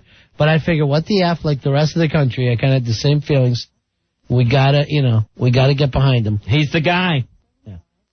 I now am at 13%. Wow! That is from a 100? Actually, 17%. No, I was at 23% until Al started talking, and he drove me down to 13. Way to go, Al. You just cost us 4%. Thanks. But Thanks loads. It's a scary time. I think we're just being fairly honest about it. The frustration factor continues to build. And my partner's got a fly in his eye, and I was able to fix that immediately. And if I could do that, I think I can lead this country. I know. Today on the way into work, I actually got a fly that got, I think a mosquito, actually. Yeah, it was a mosquito. That went right into my eye socket and got lodged underneath my bottom eyelid. Yeah. Ronnie immediately took action as soon as I let him be aware of the situation. Right. He took action and got it out of there for me. What if I had to wait 2 weeks? Yeah. You'd be dead. What if I'm waiting for the Pentagon to do something? The White House. Luckily for you, Fezzy, a hero was around. Thank you. Hey, Scott, you're on Ron and Fez. Yeah. We were talking about, Who's with? What's that? Who's with? Myself and my friend. Right. I live in Connecticut, and I have a big complaint about any Connecticut listeners. There's like no flags on anybody's cars around here. Right. Now, if I drive into New York, that's all you see. In fact, they're scattered all over the road. We'll have to wait for Connecticut to get bombed. You'd think they'd put them on their little lawn jockeys. I mean, because they all said, oh, we can't find any around here. But, I mean, you could print them on your inkjets. Everybody's got a computer. Here's the situation. As people are getting less and less confident, less and less flags, Fuzzy. That's what I hate to see. That felt so good. Yeah. We really felt united. Now you can see it coming apart at the seams. Now that's what the terrorists wanted. That's what the terrorists wanted, Fez. I honestly believe that the terrorists wanted us to wait and not bomb them back at all. Lisa. Hi, guys. How you doing? At least we're laughing now, Fezzy. Yeah. Who would have thought we'd have been able to laugh about losing the war to a bunch of terrorists? Lisa, you're on Ron and Fez. How are you? Hi, Lisa. Good evening, guys. Hi. I agree with you, Ron. I really was never 100% behind this guy. Yeah. When this all was happening, I was in the 90 percentile. You forced yourself up to the 90s. You worked on it. Yeah, now I'm Maybe he's going to surprise us. I pray for him every night that he'll surprise us, Fez. Oh, I say my prayers. God bless the president. But there's so you ever much say, God bless talk, me, the hero who saved you a mosquito? You wouldn't hear the prayers I say for you. Constant prayers. Say them here on the show. God bless Ronnie. That's it. Say the rosary for me. And fulfill his heart's desire. And just don't go rambling. Do the Our Father and the Hail Marys still. Okay. And make it a Catholic prayer, Fez, so God hears. Go ahead, Lisa. Where are you right now? Where's your percentile? 50. Wow, Fez, that's an F. 50's an F. Yeah. That's fair. There's so much bureaucratic nonsense, so much talk. I understand you can't go in and just blow people up. Why? But, yeah, it's a valid point. Lisa, what would it take to get you back to 90%? What would you have to see? Some affirmative action. Affirmative action? More black people. Getting jobs? Yeah. That belong to white people? Don't belong to, Fez. They never belonged to them. Oh, I thought they fired white people. Yeah, but that's because they never should have to begin with. Oh. Hey, we got to get going, Fez. All right, that's it for us. Well, good night, guys. All right, bye. Lisa, you're our last caller. Thank you. Wow, this show just blew by. Boy, didn't it? Yeah. Don't blink. It'll be tomorrow, 7 o'clock. Bill, you hate that position? No, actually enjoying it quite well. You like the gorilla position? Yeah, I love That's what we call it in wrestling. You know what Fezzy told me? No. He said you started strong, but you've been sitting down the last 2 hours. You lost your leg. Yeah, you lost your legs. It's like training camp. I have to work into this. You know, I'm not used to standing. Sorry, baby, it's the NFL. Yeah. Prime time, huh? Yeah, it's prime Put me time. into prime time. All right, we got to go. We'll be back tomorrow. Tomorrow at 7 o'clock, right after Opie and Anthony. And remember, this Friday, it's our New York Forever bar crawl going on. We'll be back tomorrow with even more details. WNEW.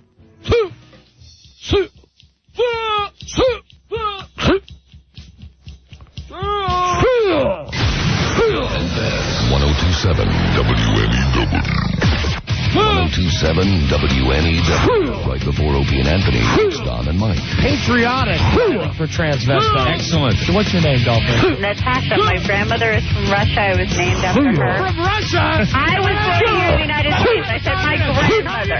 Communism! Why do you think she came to the United States? To get away from it! To spread the lies of communism! Don Geronimo and Mike O'Mara. 1027 WNEW. Ron and Fez here.